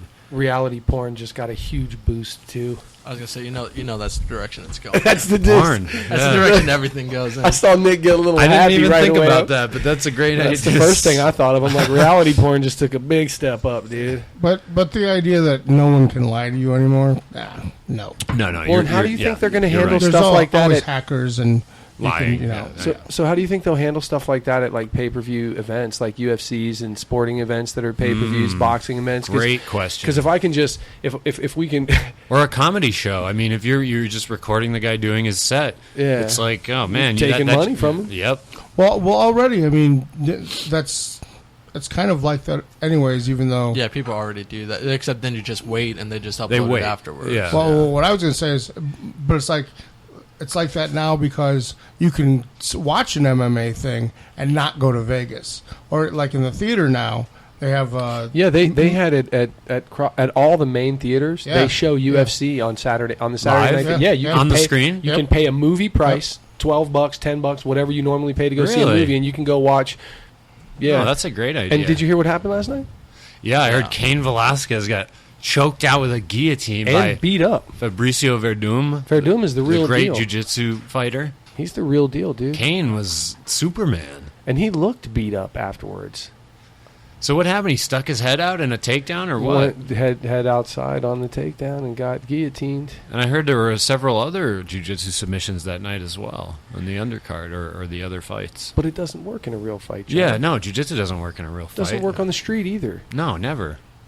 Even though I've used it The fuck out of 6 here with times that on the shit. street. Like I said before, if you're saying that, stop There was talking. a BJJ at Black Belt who wrote an article for one of those martial arts magazines who said, about why it doesn't work. yeah, on the why it street? doesn't work. And the whole thing, it was one of these articles where it's 12 paragraphs that have nothing, it's all introductory nonsense. And it's like, just give me the reason why it doesn't work. Yeah, cut to the point. And he dickhead. finally gets down there, and it's because he's gotten kicked in the face while he was mounting someone. So in other words, there's multiple opponents, and that's why it doesn't work. I'm like, no shit. What would work? A gun, maybe. Yeah. Okay, Yeah. he shot me in the back, so I guess it won't. Yeah. Of course. Like, Yeah. what would work in You that get stabbed case? in the Like, back because you're mounting the other guy, and his friend comes up and stabs you. All right, yeah, but where nothing, are my friends? That's what I'm asking. Yeah, Where's my nothing- buddy? Then nothing's gonna work. I mean, Isn't Nick knocking that guy out when he walks up on me? Like, apparently, I had to get in a fight, so I got to use something. Yeah. right? I got to use some kind of. well, but I see that more as being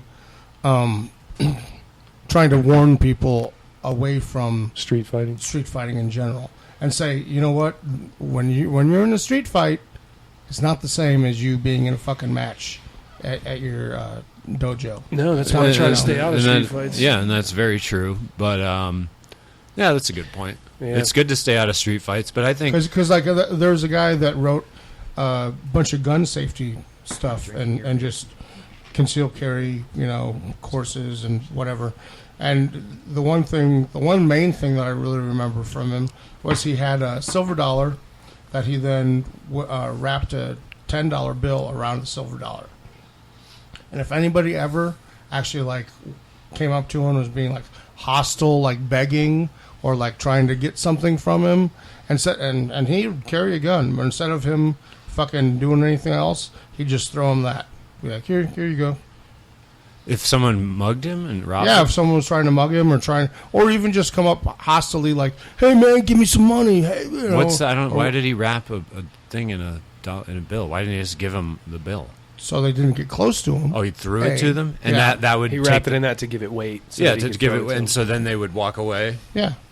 because they got $11. Yeah.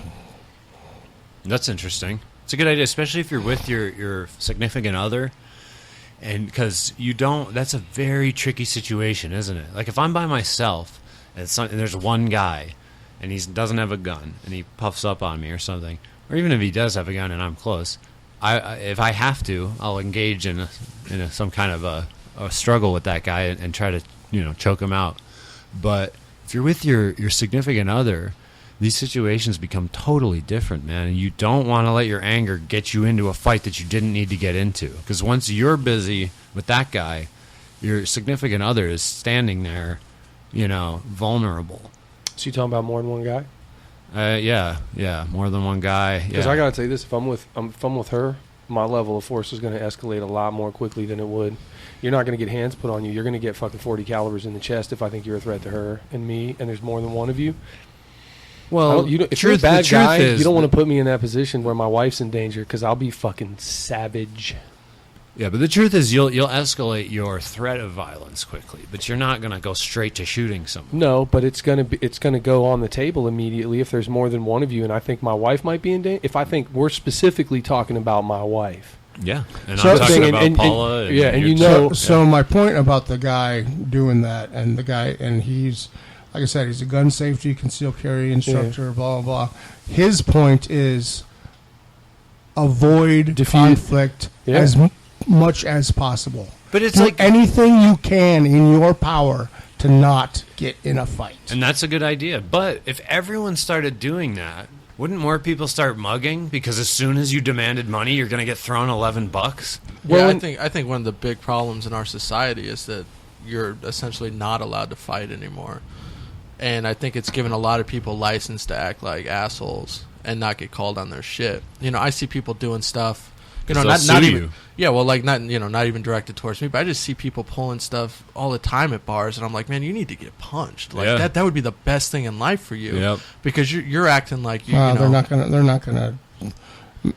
gonna equal the things. They're not gonna be like, oh, I was acting like a jerk, and that's why I got punched. Right. Like, yeah. Oh, I was at a bar being cool, and this fucking this asshole fucking guy punched just, me. Mark, this guy just ran up on me. I don't even know what I did. Were you there at Vaudeville when these Italian guys were there, and this is a punk rock, live venue. There's no chairs or anything. There's like a couple chairs and tables strewn about, and these Italian guys came in, and they were like, they asked me for a table. There were 200 people in this tiny club. We want a table.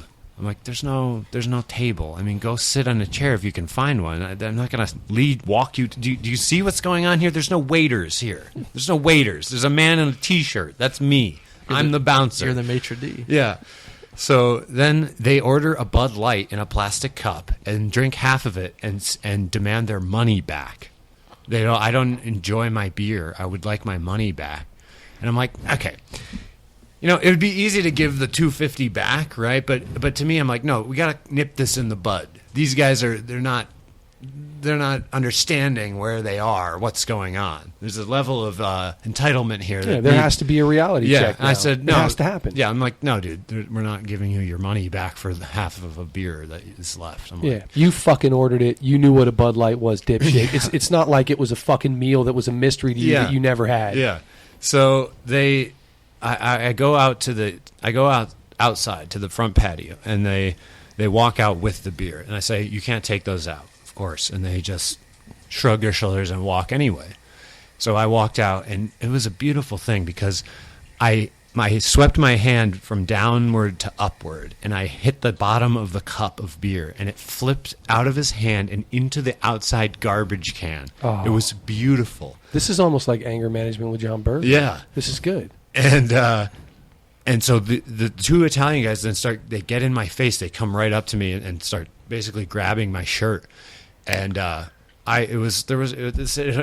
only lasted about 2 seconds because the manager, Brent, came out and things actually, I don't know if this is all still like legally, but anyway, the statute of limitations is run out. Some people got knocked the fuck out. Someone got knocked out by someone is all I'm saying. Yeah. And then knocked out on the ground, kicked in the face, down. Yep. And those guys sued the bar, sued us. Right, and so that's why, you know what? Maybe giving them the money for the beer would have been better. Sure. But I would contend that in a perfect world, they got exactly what they should have fucking got. True. I'm some justice there. And that's what I'm contending too. Is I think that we've back in the day, like if you disrespected somebody, you had to answer for it. Yeah, man. Put your fucking money where your mouth is. Exactly. But it's not that world anymore. No, it's not. And I'm saying I think it's unfortunate that it's not. I'm not saying everyone needs to get it doesn't need to be taken to a level past. Hey, you throw down one-on-one, right? And like that's it. You know what I mean? But like you have to answer for what you just Isn't did. that kind of the part of the appeal to conservatism too, though? Because don't conservatives defend sort of that old way, man to man, justice is served out? Well, you gotta admit, there's a little bit of a romantic appeal to it because there are things. I think the three of us, the four of us sitting around this table, I think we can agree that there's stuff that you can do to another person that is a fucking punch in the face offense. I mean, a punch in the face offense. Yeah. Like there's stuff you can do to earn that shit. Absolutely. Yeah, but I do think though, and there are times when I've gotten punched in the face, and I needed to get punched in the fucking face. It should be a physical thing, though. I don't really think that punching someone in the face is ever truly justified simply by words, something that someone said, because you can kill someone by punching them in the face. It doesn't usually happen, but it does happen. I think it's more that if people knew that they were gonna get a punch in the face, it would deter them from acting the way that they act. If that shit was I think on a lot the of people here. Let me give you an example, and I'll lead into this by saying one of the worst offenders I've seen as I go along is women shit talking in bars. Right. Women are the worst. And the reason they're the worst is because they know that you will not punch them in the face. It's true. And an example of this is we were just talking about LeBron James a couple days ago. He was walking off the court in Oakland, Golden State's home arena. And as he was walking off, a woman yelled at him from probably like 10 feet away, "Hey, LeBron, how does it feel to be a fucking pussy?" And he kind of looked at her and, but she said that because she knew, number one, he's a professional athlete and he can't take the heat. Even if it had been a dude, he can't go Ron Artest and go punch that guy. Yeah. She also said it because there were fucking 20 security people between them. Right. You know what I mean? He couldn't have gotten to her if he wanted to. Yeah. And then number three, she was a woman. And but so my thing is like, if I ran number four, into, if he did punch her, she'd be a millionaire. Exactly. So my thing is like, if I was walking down the street and I saw LeBron, all 6'8", 250 pounds of him, I would not call him a fucking pussy. No. You know what I mean? Because there would be consequences to that. But when you take those consequences away, these people feel like they have the right to say whatever they want to whoever they want, and it shouldn't be like that. And those are largely the protections offered by liberalism. I'm going to disagree with that right now and say, really, you have the right to say whatever you want to anybody you want. Now, of course, there's consequences, and you might get punched out or whatever. But if someone assaults you physically, then you can sue their ass. And then if LeBron James punched you out on the street because you called him a pussy, like John said, you're probably going to be a millionaire. So, LeBron James, work on your fucking argumentative skills. Work on your comebacks. Work on your verbal skills. Well, LeBron didn't say anything. He didn't say anything. I understand that. And LeBron didn't punch her. So kudos to LeBron. But what I'm saying is, when I worked in a bar and was the bouncer, when someone talks shit to me, the best thing that I ever did and the thing that I learned to do was just to fucking grin and take it and maybe come back with some other shit that's funnier than what they're saying. Yeah. And they would get more pissed and more pissed. And just but as a bouncer, you're specifically trying. Bye-bye. You're specifically trying to avoid John's story from earlier where your bar then gets sued because you punched somebody. I'm saying if you take that aspect away and somebody knows that they can't just turn around and sue you. But I'm telling you, just one-on-one, like, granted, I was doing it as a bouncer, but I've done it not at my job, too. I've been in a bar drinking and had some fool fucking start talking shit, and then I'll talk shit back to him, and I'll say funnier shit, and I'll fucking not get mad. I'll be, like, laughing and be like, yeah, okay, blah, blah, blah. And you can see them. They can't fucking take it. They fucking get more angry, and then the bouncers grab their ass and throw their ass outside, right. And then I'm still in there drinking because I didn't fucking do anything. But if I would have fucking smacked him, then I'd be getting thrown out too. I'll give you an even better example. It is the mature approach. I'll give you an even better example because you can't even do that on a psych unit, bro. You can't say anything back to him. Yeah. You can't make fun of him or make a fucking funny, quippy statement. You just got to fucking take it. Yeah. And a lot of them are not crazy. No, and all of them are not crazy. Guys, so I wonder, in that situation, how most people, and I'm not saying you, but even you, being able to have been in those situations and being able to say something back, something funnier than them, something wittier than them, something that kind of burns on them a bit. How do you think you do in that situation when you didn't even have that as an option? You just had to fucking stand there and take the abuse. And bro, for 12 hours at a time. Yeah. So, and I mean, and you know how we talked about it during those times because very compassionate person. I loved working with seriously mentally ill people. Yeah. I did. Give me a seriously sick person and I'll bust my ass to try to get them better. But man, those drunks and those junkies and those fucking sociopaths who come in there talking shit, challenging, calling me a fucking Jew, calling me all kinds of shitty names, just talking shit and challenging you. I'll fuck you up. I know what kind of car you got. Like threatening your life. You know, I know your fucking wife works up front. Cross that line, dude. Yeah. Cross that fucking line. The only thing I would say... They take consequences. They're totally taken away from those, and you just got to eat it. You know how many times I've been swung on in a psych unit? If you swing on a cop, what do you get? You get fucking charged. You're in jail for 5 years. You get charged. You swing on a psych worker, you get... Nothing. Yeah. Well, my response to Beef's story would be this: is that so you did that and the guy left, but did he change at all? Did that experience change him, or was he out there the next weekend doing the same shit to another guy. He wasn't in my bar the next week. Not your bar. Yeah. But my point is though, as a society, like if guys knew, because Beef's a big fucking dude. Yeah. I wouldn't talk shit to Beef. I've seen him punch someone in the face. So my thing, scary yeah, as fuck. and so my thing was like, in a society where I know that you could punch me and I couldn't just turn around and sue you, or couldn't turn around and do something stupid, like I would not talk shit to you. These guys, they talk shit and they turn into these type of people, these assholes that just go around instigating problems because they know that they've got this protection. I'm saying if they didn't have that protection. But Nick, don't you think that like Beef's approach, they didn't get the satisfaction that they were looking? Didn't they want to get punched almost? I think a lot of guys, or at least get in a fight. Yeah. They want a physical fight. confrontation. Yeah, and they want, I've always had a weird theory about that. I felt like these guys, because it's these drunks a lot of times, it's these guys with kind of no life and no relationships that do this, and it's like I kind of think they want physical contact. Oh, I know a ton of dudes that are like that. That like they want to fight. And a fight will do. That was the main thing. So it's that negative attention taken to an extreme. Because they can't open themselves up emotionally to contact, so they'll open themselves. Well, that's interesting. Because everyone needs, dude. You know that babies, human contact. Babies will die without if no one touches them. Yeah, they will die. There's been a ton of studies about babies that are held and how they develop better, and the more human contact they have, the better it is for them for their development. So. Wow, that's an interesting. I always got that feeling from these guys because the things they say to you, you're like, what do you can tell they're trying to come up with something. It's not like a real beef that they have with you. It's just like let me just clarify real quick. Usually there's alcohol involved too. Definitely. Yeah. Let me just clarify real quick. So my position real quick. I'm not advocating that you should punch somebody. Right. I'm advocating that there should be the threat that you can punch somebody. Yeah. I'm not saying that every problem needs to be like you know me. I don't get in fucking bar fights ever.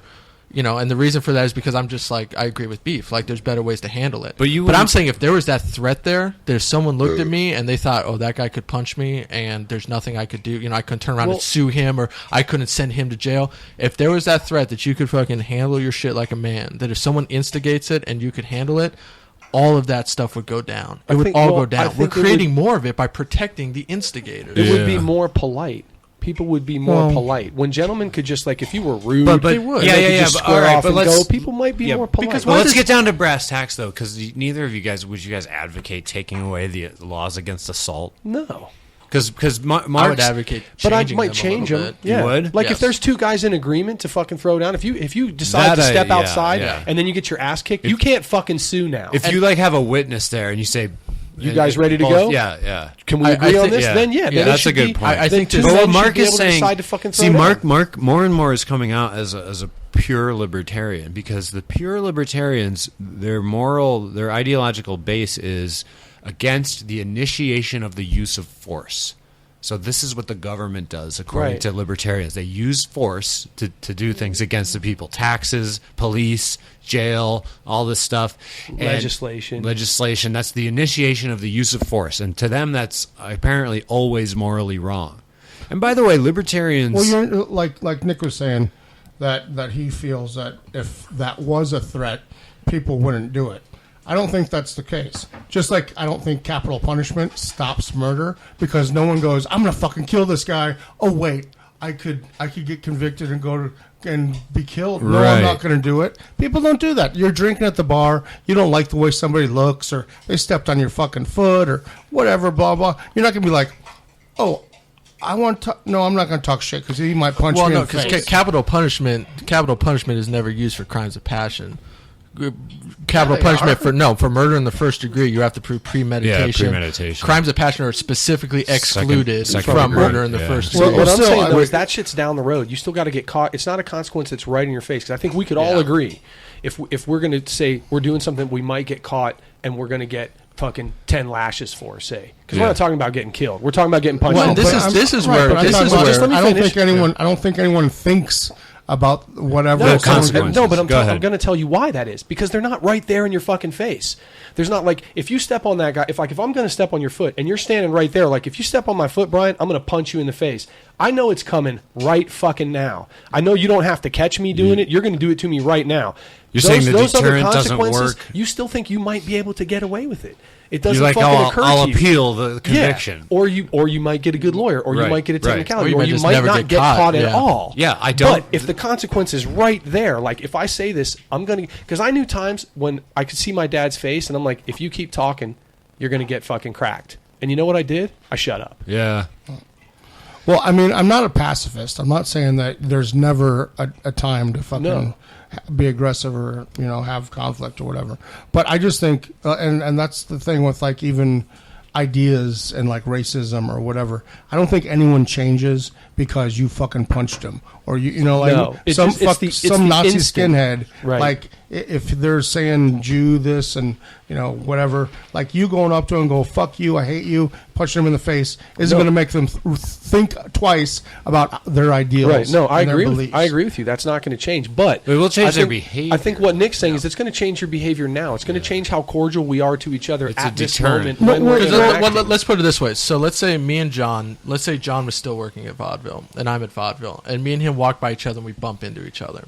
John's a big fucking dude. I'm a big fucking dude. I don't know who would win that fight, but whoever loses that fight is going to be fucking hurt in the next day. Yeah. Right. So Probably but whoever if wins I that know- fight's going to be hurting the yeah, next day. that's a no one wins that fight. Yeah.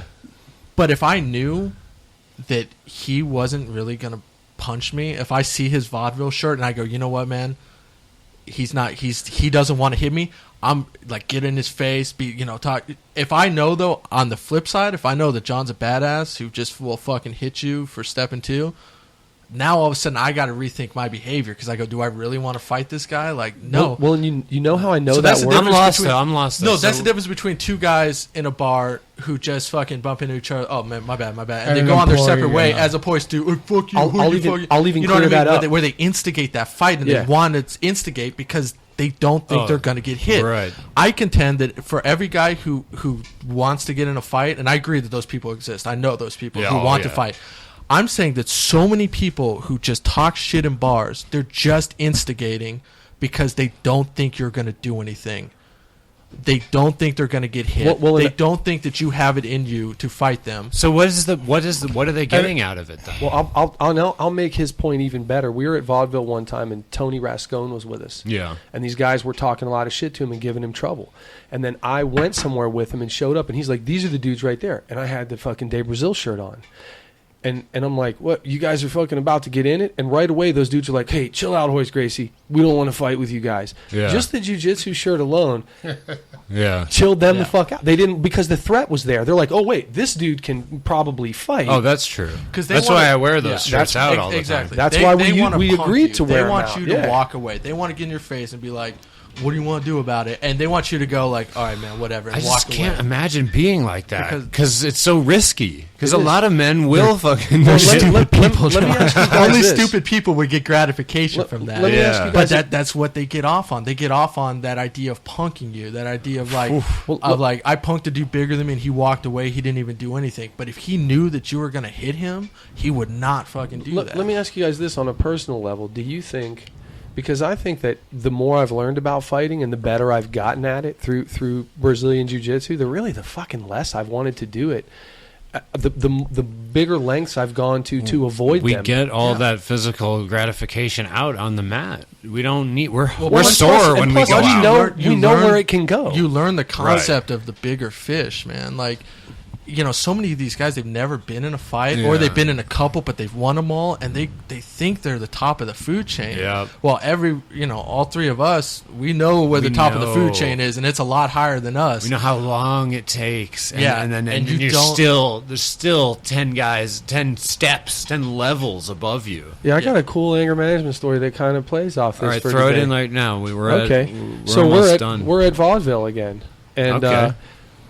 Christine's out in California or something, and I'm hanging out down there, and you're hanging out down there, and Doc's working the door, and there's this fucking bald dude. I know you're going to remember this oh, guy. Jesus. I have And a picture of him. and he's just being a fucking well, asshole. he was hammered. He was wasted. He was being an asshole. Yeah, he but really was. Yeah, but he was hammered. and he was hammered, but still, I mean, 9 out of 10. got it. But Drunk.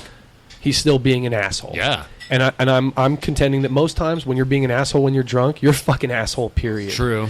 So Doc's dealing with this guy pretty nicely. He fucking throws him out of the club. The guy comes back. You actually took a picture of him, and he's like, "You're taking my picture? Why?" And you said, "Because you're that guy. you're that guy." Yep.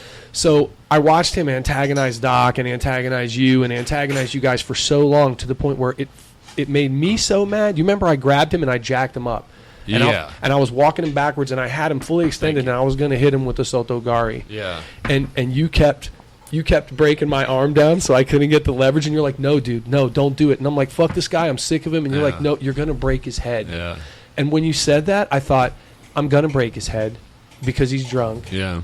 And it's going to come up in court that I have a fucking purple belt His in neck Brazilian is going to Jiu-Jitsu. whip back, and his occipital lobe is going to hit the fucking concrete, and he's going to die. And I remember saying to you, I'm like, "You're right. You're right." But then the dude, when you said it, like the light came on in his eyes. He's like, "He's going to break my head." Oh, it did? You don't remember the guy? Because then I picked up his no, flip-flop because- and I fucking threw it. No, because he came back, and Doc ended up...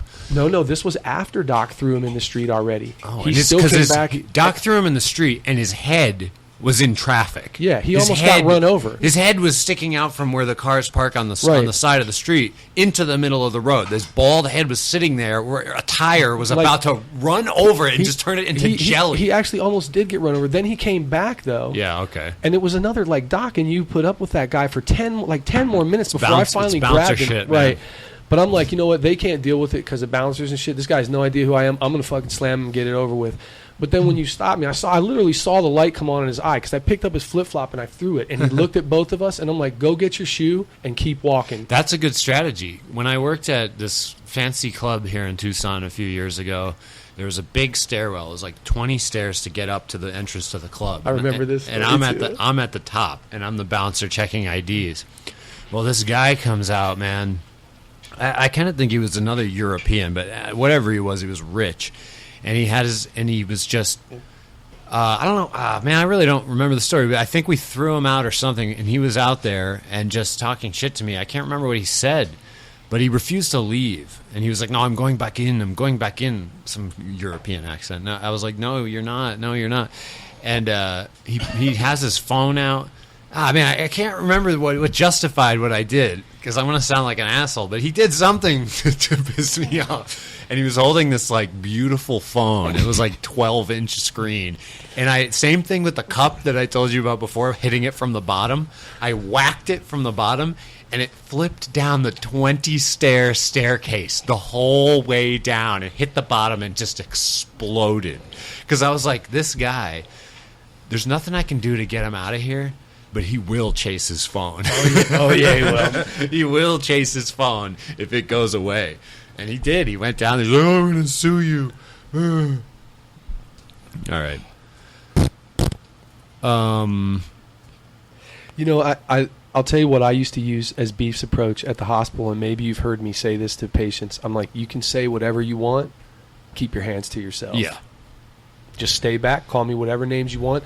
And I have found, Don't get like, physical. when I can be in that mindset, I was so much happier at the end of it that I diffused it without. I'm always happier when I can diffuse something without having to have it go to violence, especially if you know that it could have. You're like, "Oh, that dude was trying his hardest to get in a fight with me, and I didn't Right. fucking do it." Well, Like, when I was saying like comebacks and stuff, I meant more like, okay, maybe it'd be wise ass, but you be like, kill him with kindness. yeah, kill him Yeah. with kindness. Like, yeah, most of the guys that would be like trying to fight me or whatever, I just be like, you know what? I understand that you're attracted to me, Yeah. but I just don't go that way. I'm sorry, man. That Like, gets you fired in the psych unit, Yeah. though. If you say you can Yeah, say that that's once, and you're perfect done. as this. Yeah, You that- find their weakness. That is the better way to go, Yeah. absolutely. But if that guy thought that you were going to hit him, he never would have said anything to you in the first place. I'm Unless not- he was super drunk. I'm not sure. Super drunk people will. Yeah, but yeah. Because like I said, some guys, they want the physical touch of a man or of just another person. And a punch will do in a pinch. In other words, if you don't get touched at all, a punch is better than nothing. You know what I It's mean? so sad, man, that you would want that. It makes me think I of believe that's Barfly. true, dude. You Yeah, see I mean, Barfly people say about that that? all the And time. that's like, what I said to we're people. going out and we're going to fight or fuck tonight. I Yeah, don't know which. Good Yeah. point. Good point. Fight or fuck, either one. Oh, the Same thing. The country boys I used to run with in Arkansas, their little saying was "fuck, fight, or hold the light." Yeah. They wanted to put it above the door of the deer camp. I'm like, really not good for business, man. But like, let's leave that off. Maybe screw fight Yeah, or hold or the maybe just not. Yeah. What is, like maybe just not what that. is hold the light? Well, somebody It's has like to hold the do light, like something flashlight, do useful. fucking basically do something. Either Oh, fuck, okay, I got it. fight, I think it was or probably a do reference. something It was useful. probably a reference to poaching. Hold the light. You know, I don't know. Yeah. Dude. What are you fucking, the animal? Well, dude, It wasn't it's south. pretty Yeah. country back there. You were saying, Nick, that women will get really, because they don't expect to get hit.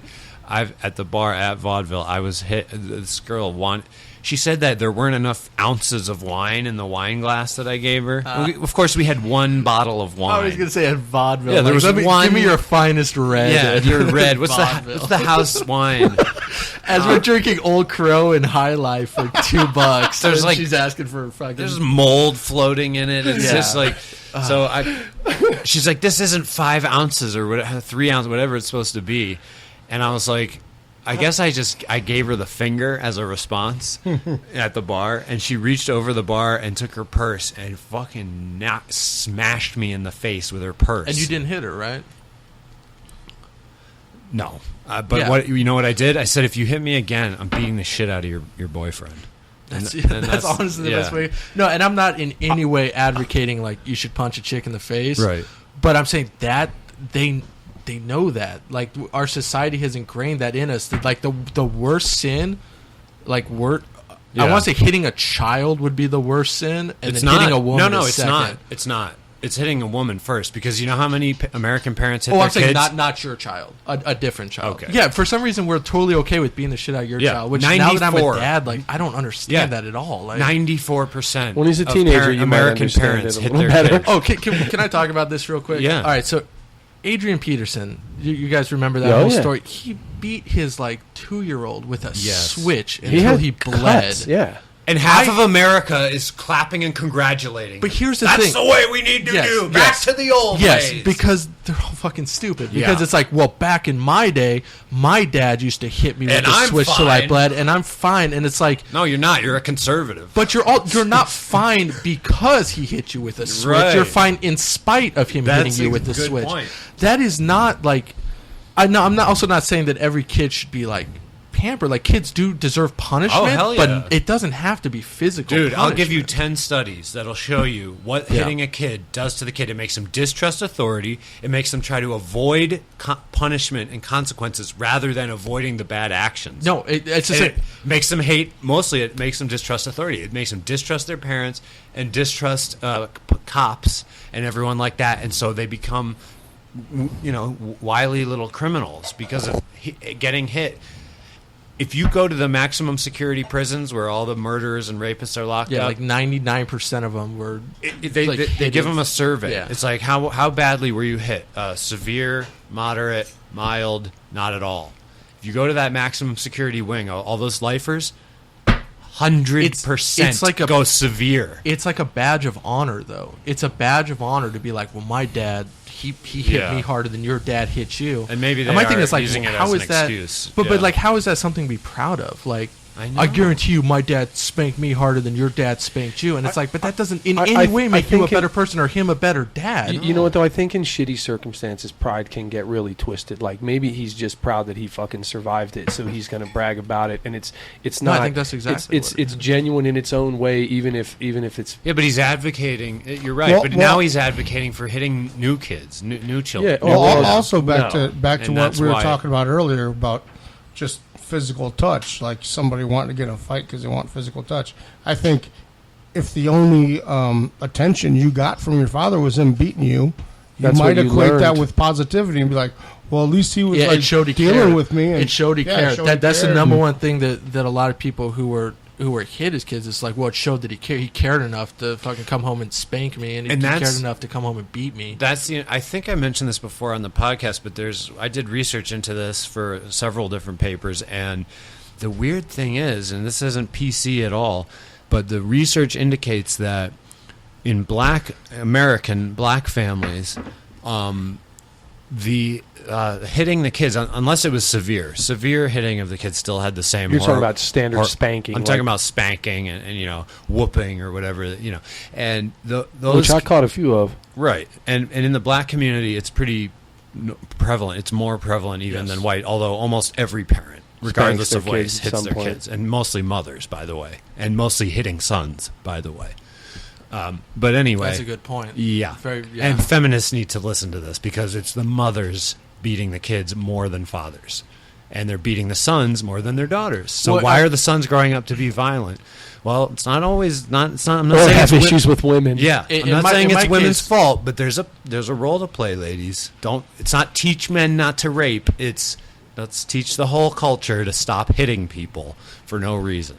But anyway, in the interesting study is that in the black community, unless it was severe, the hitting, the beating the kids did not have negative outcomes later in life. Oh yeah, okay, right. The kids weren't negative. They didn't become criminals more often. Right. And the I guess I don't know if this is true, but my guess is that it's the black parents, since it's harder for black parents because all the men are in prison for drug crimes and the women have several kids and they're poor, it's hard for them to be around and pay attention to the kid. So hitting the kid for disobedience or bad behavior was a sign of caring. It was a sign of caring for the kid. So it didn't have the same negative outcomes later in life that it does for white kids. Well, but that's from statistics, right? Yes. That's from them polling people in jail later on and saying... go ahead, let me just finish. Yeah. So my point is, the reason that they found that was because they're locking black men up at such a rate they're already doing it. You know what I mean? So if they're already locking you up for marijuana possession, all this kind of stuff, they have all these people in jail that, probably not all of them got beat. You know what I mean? So what didn't lead negatively like it would to white people who are you saying they're arrested less? You're saying these statistics are skewed because of the skewed nature of arrest and crime? Right. Okay. Yeah, that's a good point. I wonder how many of those spankings that you're talking about in that community or in any, because I got spanked, but I remember them coming with a teaching moment. I got counseled before it happened and told why it was going to happen, and then we talked about that shit after it happened. My dad was never just coming in with your ass. So, He'd but be how like, much? You know what you did. Let's get down to it. How much did it hurt? Well, can I just tell you the story? I know we're probably going to run long, but my dad had a little paddle that he made. He cut it out of wood. It had little holes drilled in it, and in his ridiculously neat handwriting, it said "Mr. Feelgood" on the handle. Yeah, Mr. Feelgood. Well, my handwriting was ridiculously neat because I got a U once. And he made me practice every day after school for 2 hours till I could write nicely. And I write very nicely. Yeah, I write as nice as anybody I've ever seen. True. But and where was I going with this? What we talking? The paddle and how much it hurt. So he'd tell me it wasn't fun, man. It stung like a motherfucker, but it wasn't like traumatic. No, it wasn't traumatic because I knew I was in trouble, and he'd say, "You know what happens when you do that? I get spanked." Yeah. Okay, so why are you getting spanked? Because I did this. Yeah. Okay, so I get 1 or 2 licks. And then he's like, okay, now then we talk about why I didn't do that, maybe what I should have fucking done. Like, should you use your head more? Right. Did it? And I really only got spanked for stuff that was kind of like had a victim to it. You know, like if I fucked my mom over, if I did something just took something, up. didn't share. Just not even that. Called like, another kid a name. I had to fuck up, dude. Like I had to do something good. I mean, I really had to get out of line, break a window, break on something, purpose, like, or something, and tell a hurtful lie, like stuff like that. Dad blame someone who didn't do it. Yeah. Dad would handle that, but there was always a teaching moment with it. It wasn't just like a random ass beating. You're saying 1 or 2 hits and stuff, and because it's not like Charles Bukowski, whose dad took him in the bathroom and thrashed beat the shit out of him to near death every day for 10 years. That's the thing too. I think there's different levels of.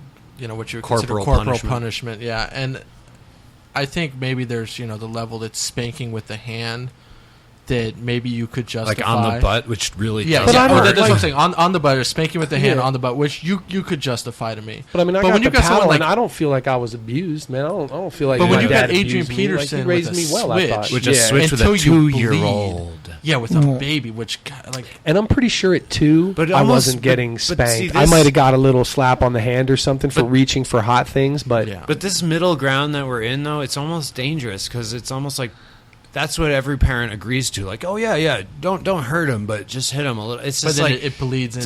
does the hitting need to yeah, happen I would at all? I would almost say nothing is better. What than, could they have, Brian? Could your dad have given you the teaching lesson, and then this is what I got hit until not much.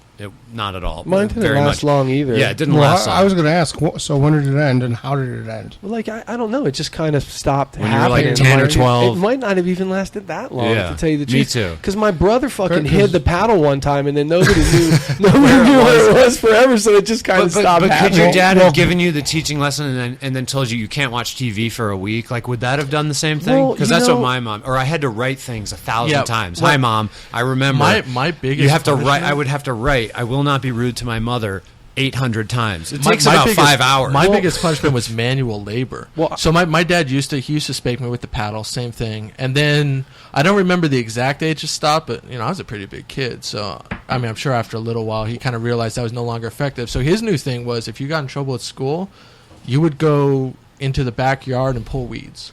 Or you would go out, he was always building stuff Right. in the backyard. You go Clean walk up. around. He had this giant magnet on a piece of rope, and I used to have to walk every square inch and pick up nails and pick up any sort of metal on this magnet, and it was That's fucking awesome. brutal because it was like 100 degrees outside in dude. Tucson, I would have to rake leaves. and I would mow the dread lawn. that. Because I got to the point where spanking to the level he was willing to do it to Right, didn't it bother didn't- me. Well, the last 'Cause that was time I over, got that was over in spanked- 30 seconds. I was like, okay, I'm good now. Yeah. If he Yeah. was beating the shit out of me, Work. that was different. But I would resent him if he had beat the shit out Well, of see, me as a yeah. kid. Like we would not be talking to each Right. other. Well, and today. I remember there were times when I was kind of offered a choice, like you can take the spanking or you can take this. Like that started. I'd take the spanking. Well, I would too. Yeah, And the that- I spanking's think- a lot better. But I think honestly, like he realized that he's like, no, this kid's he'll do it. He'll take the spanking. He doesn't give a fuck about hiding Pain. from the consequences. Like I wanted to do it, I did it. I knew I was going to get spanked. I'm taking the spanking. I'm going. But then he started doing things like I would have to stand at parade rest with my nose on the wall, and he would counsel me, and I hated shit like that. And as I got older, I was mature enough to where he just called me out about being a better man, Yeah. like being more responsible. Well, He- yeah, he- you hit that certain age where that stuff starts to really Reason. Well, and, reason I'll with I'll you, tell yeah. you though, I was a difficult, Kid. difficult child, and I was a fucking impossible teenager. No. I don't. When they look back and people are like, could your parents have done this or that different? And I'm like, I really don't know. I don't think I there's was, anything my parents could have I was done. just obedient They- and quiet. They tried as hard as they could. I would have rebelled against anything because I didn't rebel against at. anything I until I rebelled was in college. Literally against It's everything. funny. It's dude. funny now that I have a kid. I agree with what Mark was talking about in the last segment about how there's always a better way than violence. Yeah. And I may not agree with that when it comes to that douchebag in the bar, but I Right. agree with it when it comes to your kid. Well, I and think- I think that it's laziness. Globally, you believe in it. Well, 'cause Personally, so many- sometimes. I mean, Yeah. there's been times when my kid has done something and it's like you want to just punt him across the room. Yeah. Like every instinct is like, oh, I'm just gonna freaking toss you right now. Yeah. But you're like, wait, he's a 2-year-old. Like Yeah. I'd be a psychopath if I did that. Yeah. So instead, you get down on yourself when you learn to talk with him. Well, My you're gonna wife's have really to good you're gonna about have to that. come up with some innovative, consequences when he's older, though. When he starts talking back and having sentences and telling you that you're wrong, for this reason. Like that's going to be interesting. Isn't Yeah, it? but Like, but I mean, talking to you and saying maybe you're wrong about something No, that I'm you s- believe. yeah, or, no, that's talking back though, being really precocious and But a rude lot to of the that parents. comes down to how much they respect you as a parent. Because Yeah. I sure shit didn't do that to my. I mean, you guys have met my dad. I never fucking told him like he was wrong. Yeah, but that's you know what I because mean? you had to pick up the nails and screws. Well, right? but that's what I'm saying. But then also just him as a person. Yeah. I never felt like he was a weak person where I Yeah. could kind of talk back. Like I knew he wouldn't. I knew he wouldn't hit me. But All right. I think just to end this, the danger that we have going the other way, though, is that I think that's why you have a lot of people, kids, young people who are fuckheads because they consequences have been removed back to completely. the Just complete. consequences. It swings to the Well, polar yeah, opposite way. I'm these not saying parents that that hitting want to kids be is your good. buddy, Yeah. the cool parents. I'm your fuck fucking that. pal. that's like, weird. yeah. That's almost as bad. I'm That's never going to almost be a a fucking cool. mental I'm illness. not going to be a cool parent if No. I'm ever a parent. well, there's Let's- a difference between a cool parent and a parent that Just that open- you don't want to disappoint, and that's the thing I think. That's a good that point. if you can get your kids to not not want to disappoint you, and feel worse because they did do something, and then you're like, why'd you do that? You know, and they're going to feel bad about that. Yeah. Well, you know, honestly, that's spanking why them or whatever. I think that's the best thing you can do. That's where I ended up, man. Like, just I hated You seeing didn't that. want to disappoint them. Well, I hated seeing that look on his face. That happened like, to me too. That's Okay. what my mom was so crushed when on Good Friday, I stayed home from school and broke into Vince Capo's house with my other buddy and fucking trashed the place. Not the whole house, but the bedroom of our friend. And then What is the significance of Good Friday again? Good Friday is when Jesus was crucified. Oh, you motherfucker. so then Easter comes 3 days later, right? Right, Is that what Sunday? it is? Okay. I know I've heard of Good Friday. I just don't know what it And there's what Holy it was exactly. Saturday and Holy Saturday. Whack Off Wednesday. Man. Anyway, so yeah, and we went into the parents' room too, and the guy I was with was this just amoral, just blank slate psychopath kid, and we found like $400 in a roll, and we found a knife with a Nazi knife because this guy it was an Italian family, so Axis powers, you know, allied with the Germans during World War II. Found a Nazi knife and $400, and the guy was like, "Dude, $400." I'm like, "Put it back, bro." I'm like, "Put it down. Like, we're here to cause like Bet you trouble." that knife was worth some money. Yeah, and he put it back. I made him put it back, and then Was it a Hitler Youth dagger? I couldn't tell you, but anyway, so then the kid found out about it and like just knew it was me, and I admitted to it because I felt so guilty because he was like crying because I had like tossed his room.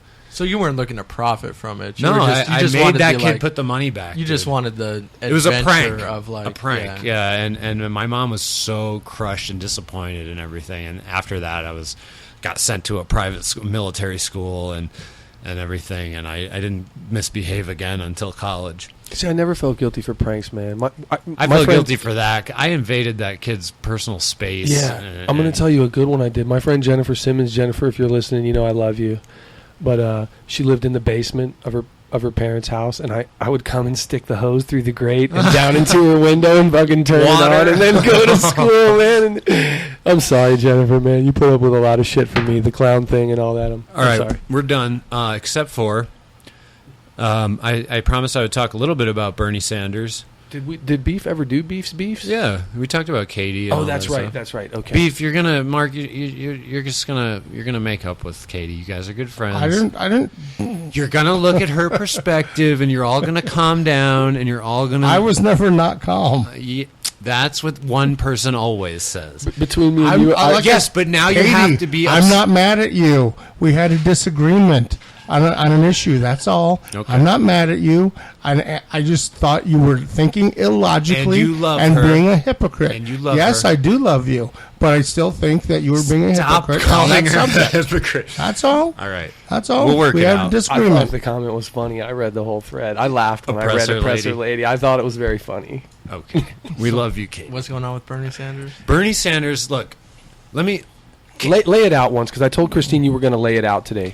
Is it possible, conservatives and liberals out there in my audience, for me to convince you in 2 sentences that Bernie Sanders deserves your vote at least in the Democratic primaries? Is that possible? Can 2 sentences do that to a conservative? Bernie Sanders is a admitted European socialist. He likes big government and helping the poor and taxing the rich. And he's a Jew. And he's a Jew. He would be our first Jewish president. And he has a Brooklyn accent. But here's the 2 sentences that I think will convince you. 1, his main platform, in other words, the most important issue for him, by far, is campaign finance reform. Overturning Citizens United so that corporations are no longer considered people and they can no longer donate to political campaigns.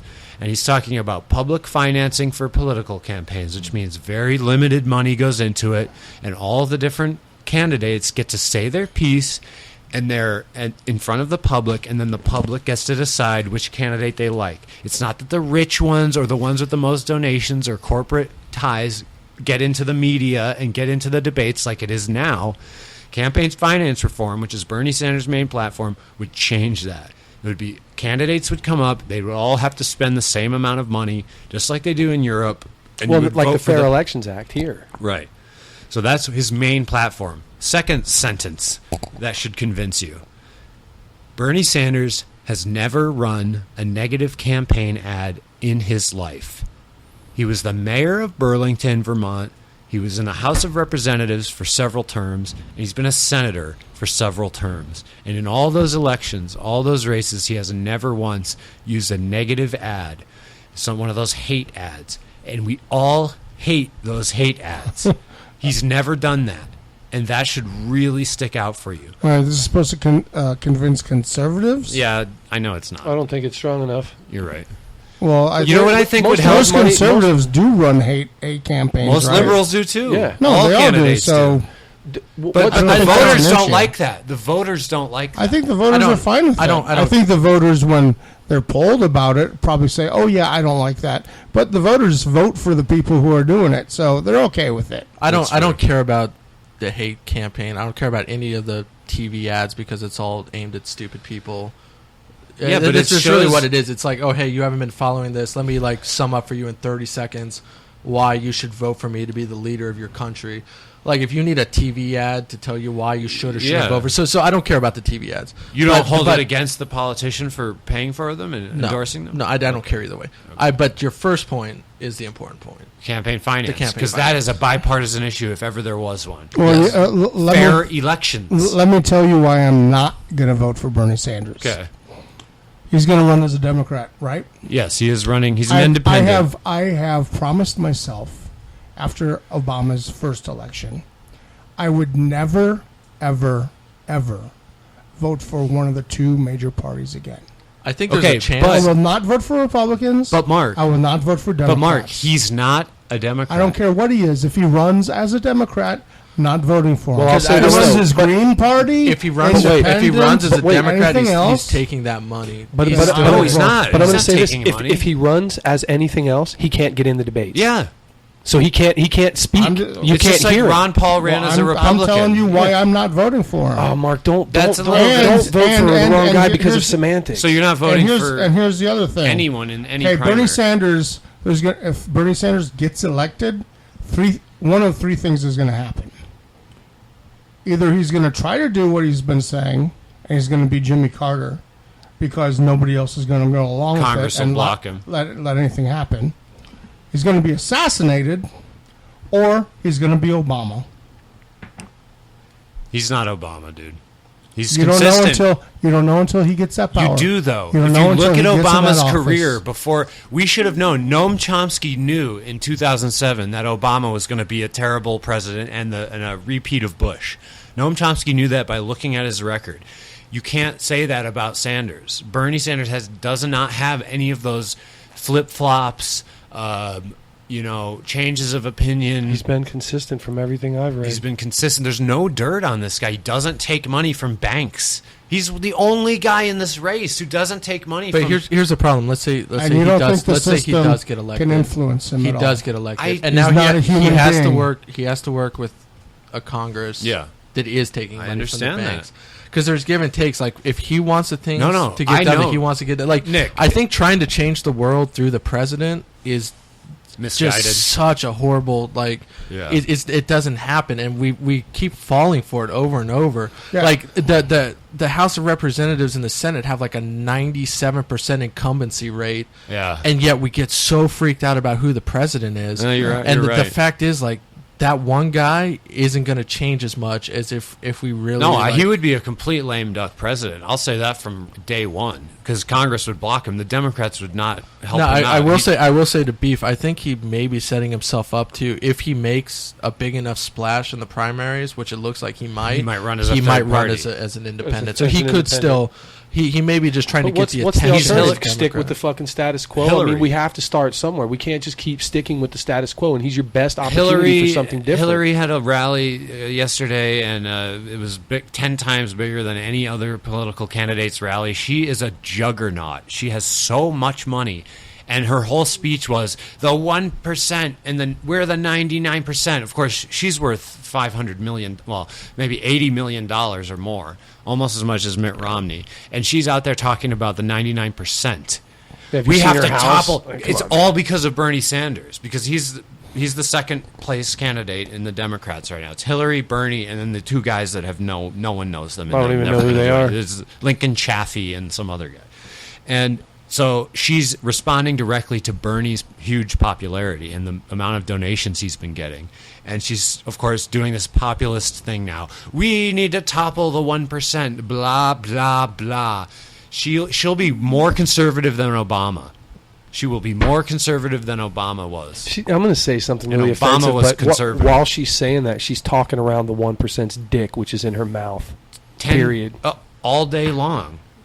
Sorry if that offends my Democratic friends, but she's talking around their dick. It's in her mouth. I'm sorry, guys. Hillary is a lie, and you're never going to hear me endorse her. Well, and on that good note, Tucson and everywhere else, like Nick was saying, pay more attention to your local Yeah, election. because we're Local sitting in a elections. state with 2 Republican senators, and we're in a congressional Republican district. governor. Not only by that, a our city Republican. council is atrocious. Yeah, it's awful. Fucking awful. Can The mayor and can the I city become the council- mayor, Mark? Yeah, run. Yeah, vote on your local I don't know if propositions. there's an Vote age on your requirement or not. local Yeah. government. Like 32. I'm 32. So Well, like all right, President's guys. 35, so I don't know if... Yeah. Thank you all for listening. We'll be back next week with this guy Eddie, who's a hardcore atheist, and he's going to tell me why I'm wrong about a bunch of things I've said on the show in the past, and I'm really looking forward to that. Matt says he's a really good dude. Yeah, he seems like a really good dude. I think he's a paramedic too, Yeah, so he we is. can hear about that. I'm interested to talk to this dude. Yeah, me too. So that was a great show, guys. Yeah, good stuff. We will see you next Sunday. Do the shares, do the things, do the links, do the likes. We need that. If we can grow by 10 people every month, this thing will turn into something someday. Yeah, tell a friend. Tell a friend, guys. Come on. Have a If little drinking party. Get drunk. Listen to the show. You guys talk about this shit. See what you think. Yeah. Email us. Tell us where we're wrong. Write us letters. Yeah. All right, guys. Thank you so much. Have a great Katie, week. I love you. I'm sorry if I made you mad. There it is. That's what we wanted. He said he was sorry. What a happy ending, man. Katie's coming back, too, on this show. Nice. Good night.